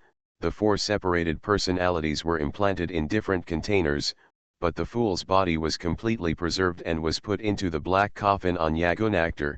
The body you merged with is actually the body of the Fool himself. Isn't the Fool's body already on the verge of super erosion? Kaylan raised his hand and took a look, feeling a trace of doubt in his heart. Yes, super erosion of the body has nothing to do with consciousness. Don't you think you can still be considered a human being now? The information dealer laughed dumbly. Don't you think that in terms of body alone, you are worse than a corpse? Erosion. Then why was my consciousness not affected after the body merged with me? That's all thanks to the powerful function of the black coffin. The Alpha civilization has collected a large amount of ownerless supernatural energy. This energy was purified by the black coffin and then transferred into the body of the Fool, just like a martial artist. Like the cleansing of tendons and marrow in the novel, the mark left by that existence will be worn away little by little, leaving only the purest power, the information dealer said. So, you have obtained a body that is comparable to the eclipse. The corpse's body, thinking and cognition will not be affected in any way. This was also arranged by the Fool back then. Yes, not only that, the Fool had also calculated that the erosion level of other members of the undead crew would exceed the critical point. The coffin of eternal life can suppress the speed of erosion, but it is only suppressed. In order to prevent other members of the undead crew from becoming, he has already prepared a countermeasure for the minions of that existence. And the key to this countermeasure is you. You have seen the combat video saved on Yagunactol. When reviewing it, you should be able to realize that the Black Fleet attacked Yagunactol at that time just to force you to activate the emergency procedure 0. Don't you think it's strange that the undead crew went to such great lengths to call themselves a father and wiped out the entire Black Fleet with one move? However, this body fell into your hands again. Under control, it's like a modern version of losing the wife and losing the soldiers. Do you think they would do such a stupid thing? I'm really confused about this. Maybe the undead crew doesn't know enough about the black coffin. No, they know the black coffin very well. They even saw the Fool's body put into the black coffin with their own eyes, but they didn't know that it was the Fool's body that was put in at that time. They always thought that it was the body of the Fool. Just a clone used for experiments. Then what? The body in the black coffin has no self-awareness. Is it the original body or a clone? What difference does it make? There is no chance, because what the undead crew will want to wake up at that time is not the black coffin, but the white coffin. The intelligence dealer chuckled and said, these idiots have all been plotted by the Fool. What is stored in Baiji's coffin? You, the information dealer continued without surprising. The immortal crew only knew that the Fool's erosion was approaching the critical point, but they didn't know that he had secretly divided his personality into 4 parts and sealed his memory. Immortal, the crew will always think that what is placed in the white coffin is the body of the Fool and his complete personality. The function of the white coffin is actually an enhanced version of the coffin of immortality. In other words, the coffin of immortality on the Ark is actually the coffin of white. A poor imitation of a coffin. But what was actually put into Shiro's coffin? It is a clone that is almost identical to the Fool himself, plus a quarter of the Fool's personality, which is you, Kaylan. The information dealer continued. The white coffin uses the energy of Yagonactor directly connected to the core mastermind remotely, so during the brief period of wakefulness of the Fool, he could also participate in the decision-making meeting of the undead crew, but what no one else could have imagined was that the Fool who attended the meeting had always been sealed in personality number 3 in the core mastermind. Then why did the undead crew wake up the Fool himself in the white coffin? Kaylan asked. Because 15 years after you were sealed in the white coffin, some people in the undead crew secretly stole the white coffin, rewritten its operating program, and reversed all functions. Originally, the protective measures used to inhibit the progress of the erosion instantly turned into a weapon that accelerated the erosion. According to their assumptions, the person who finally came out of the white coffin would not be a fool, but a demigod whose self-awareness had been completely erased. Body. At the beginning, they just wanted to create a god that they could drive. But as the erosion of these people deepened, even they themselves were not aware that their original goal had changed from man-made gods to destroying the entire world. Civilization was sacrificed to that existence, and as the distortion of cognition and inner obsession gradually spread, they gradually forgot the existence of the black coffin. Of course, this was also because of the backhand left by the Fool in advance. Through various using this method, he constantly guided them and diluted the existence of the black coffin in their hearts again and again. Otherwise, as time goes by, someone will definitely notice that something is wrong. Once someone discovers that the person stored in the black coffin is the Fool himself, it will be great fun. If the body in the white coffin is really demigodized, what will happen after it is awakened? Kaylan suppressed his inner curiosity about his life experience and continued to ask about the main plot. The disaster will come directly, and all surviving humans will be reduced to corpses within a day, the intelligence dealer said, but they never imagined that the body in Baiji's coffin would be secretly taken out a year later. After that, the white coffin has always been empty. Ha ha ha ha, the information dealer suddenly laughed. Where was the body put in the white coffin after it was taken out? Kaylan said, that time seems to be decades away from the starting point of my memory, right? It was sealed in an underground ice house until the time came. Several other personalities worked together to mix this body, that is, you, into a bunch of symbionts. Most of your memories were implanted later.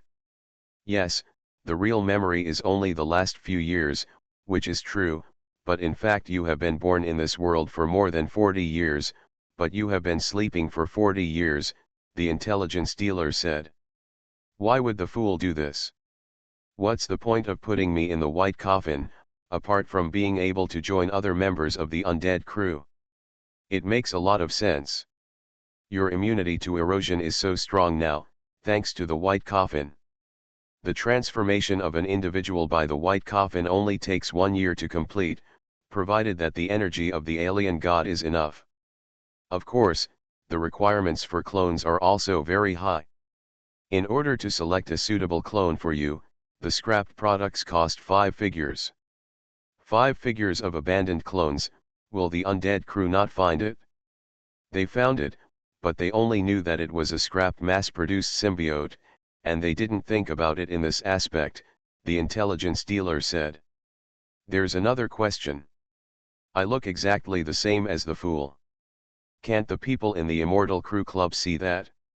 Will they think of me as an ordinary symbiote? The face of a god cannot be seen directly by mortals, although this is just an exaggerated statement from the magic stick. When the body of the Fool is successfully semi-deified, many of their memories of the Fool will be erased, including the appearance of the Fool. P.S. Thank you. It's so hard to come up with a name. I'm not good at retaining you, so don't take away the 100 starting coins as a reward.